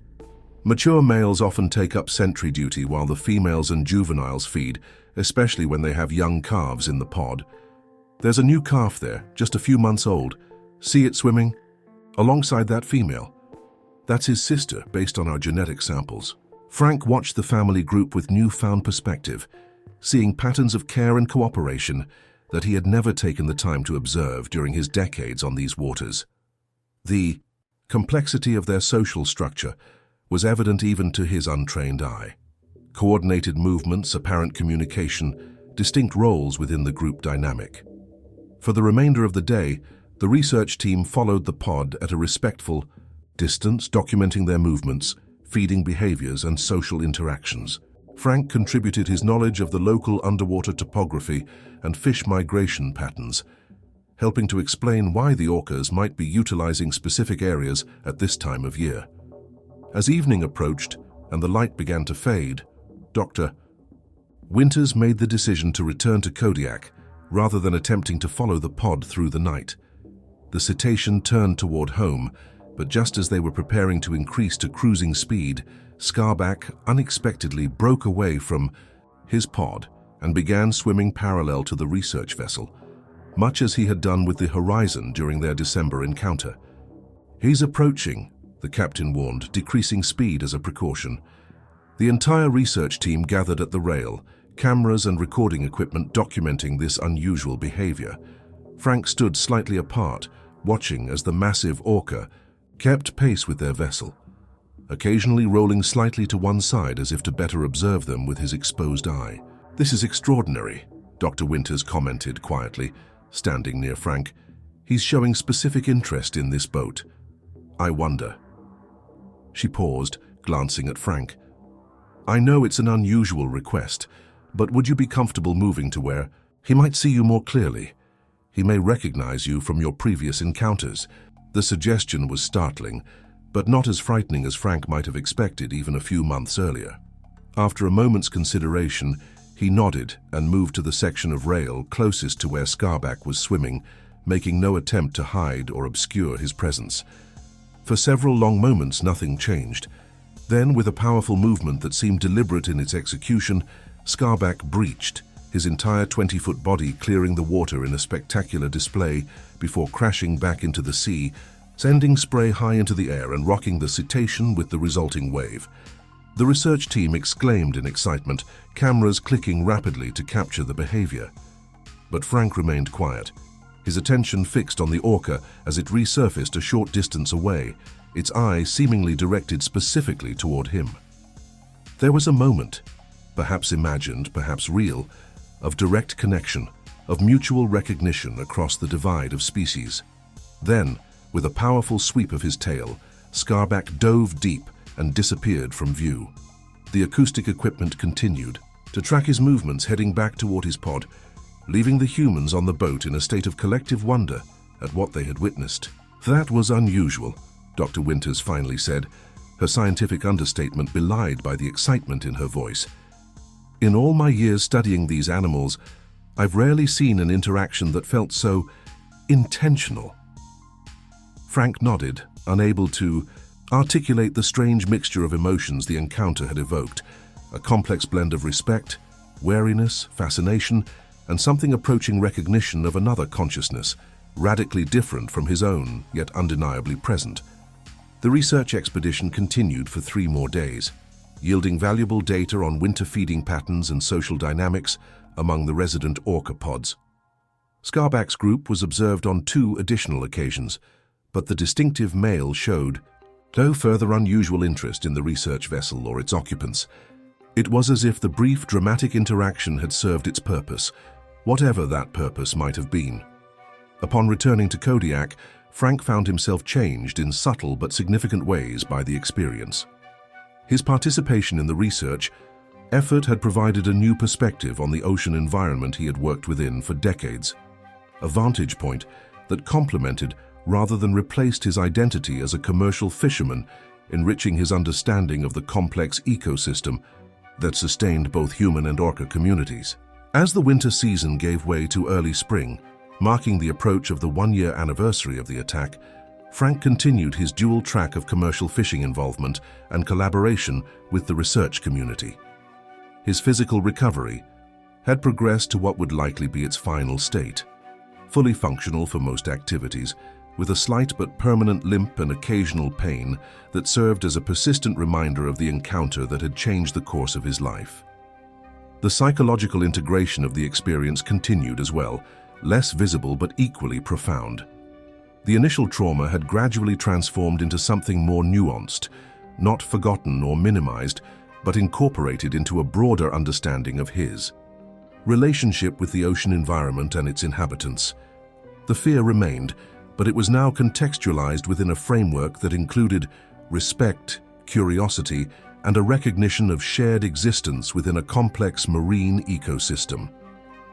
In late April, a full circuit of the seasonal calendar approaching completion since the loss of the Northern Light, Frank received word that Dr. Winters and her team had observed Scarback's pod moving out of the Kodiak area, traveling west along the Alaska Peninsula, in what appeared to be the beginning of their summer migration pattern.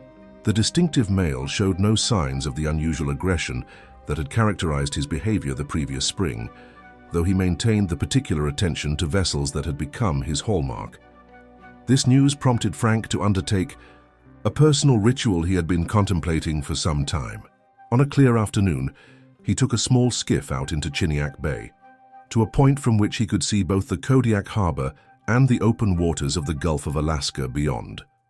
He cut the engine, allowing the boat to drift gently on the calm sea, and spent a long time simply observing the interplay of light on water, the movements of seabirds overhead, the distant shapes of fishing vessels going about their daily work.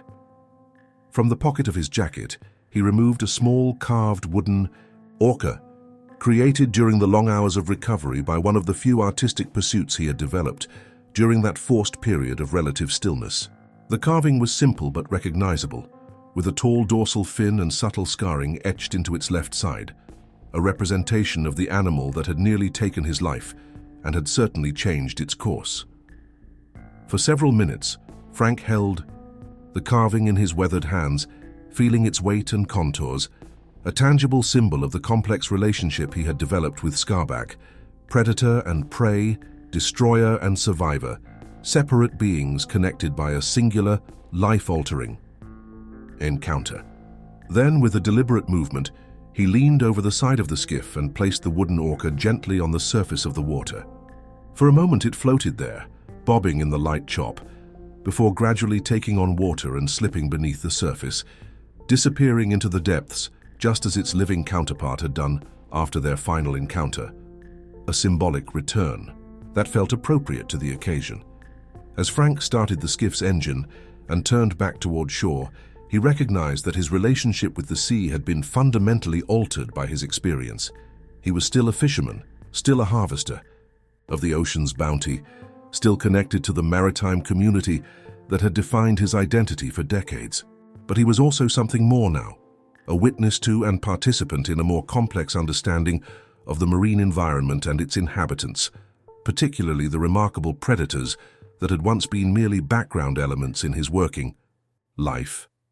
The attack and its aftermath had forced him into a reckoning with mortality, with vulnerability, with the limitations of human control over the natural world. That reckoning had been painful, traumatic, life-altering in ways both practical and profound. But it had also opened new dimensions of awareness and understanding, new connections with his son and with researchers like Dr. Winters, new possibilities for contributing to the coexistence of human and marine communities in the waters around Kodiak Island. As the skiff approached the harbor, Frank could see the distinctive profile of the horizon preparing for departure on another fishing trip. Tomorrow he would be aboard, continuing his gradual return to the profession that had defined most of his life. But he would carry with him a changed perspective, one that incorporated respect for the intelligence and agency of creatures like Scarback, recognition of the shared environment they both depended upon, and awareness of the delicate balance between harvesting and preserving the sea's bounty. The reckoning wasn't over, might never be fully complete. The physical scars would remain, as would the psychological imprint of the experience. But Frank Harmon had emerged from the ordeal with something valuable, a more nuanced understanding of his place within the marine world, neither its master nor its victim, but one conscious being among many navigating the complex, interconnected reality of life on a blue planet. As he secured the skiff to the dock and stepped onto solid ground, Frank glanced back at the open waters of the bay, the late afternoon sun casting golden light across its surface. Somewhere out there, perhaps hundreds of miles distant by now, Scarback continued his own journey through the rich, mysterious realm beneath the waves, their paths separate once more, yet connected by an encounter that had changed them both in ways neither could fully comprehend. The end.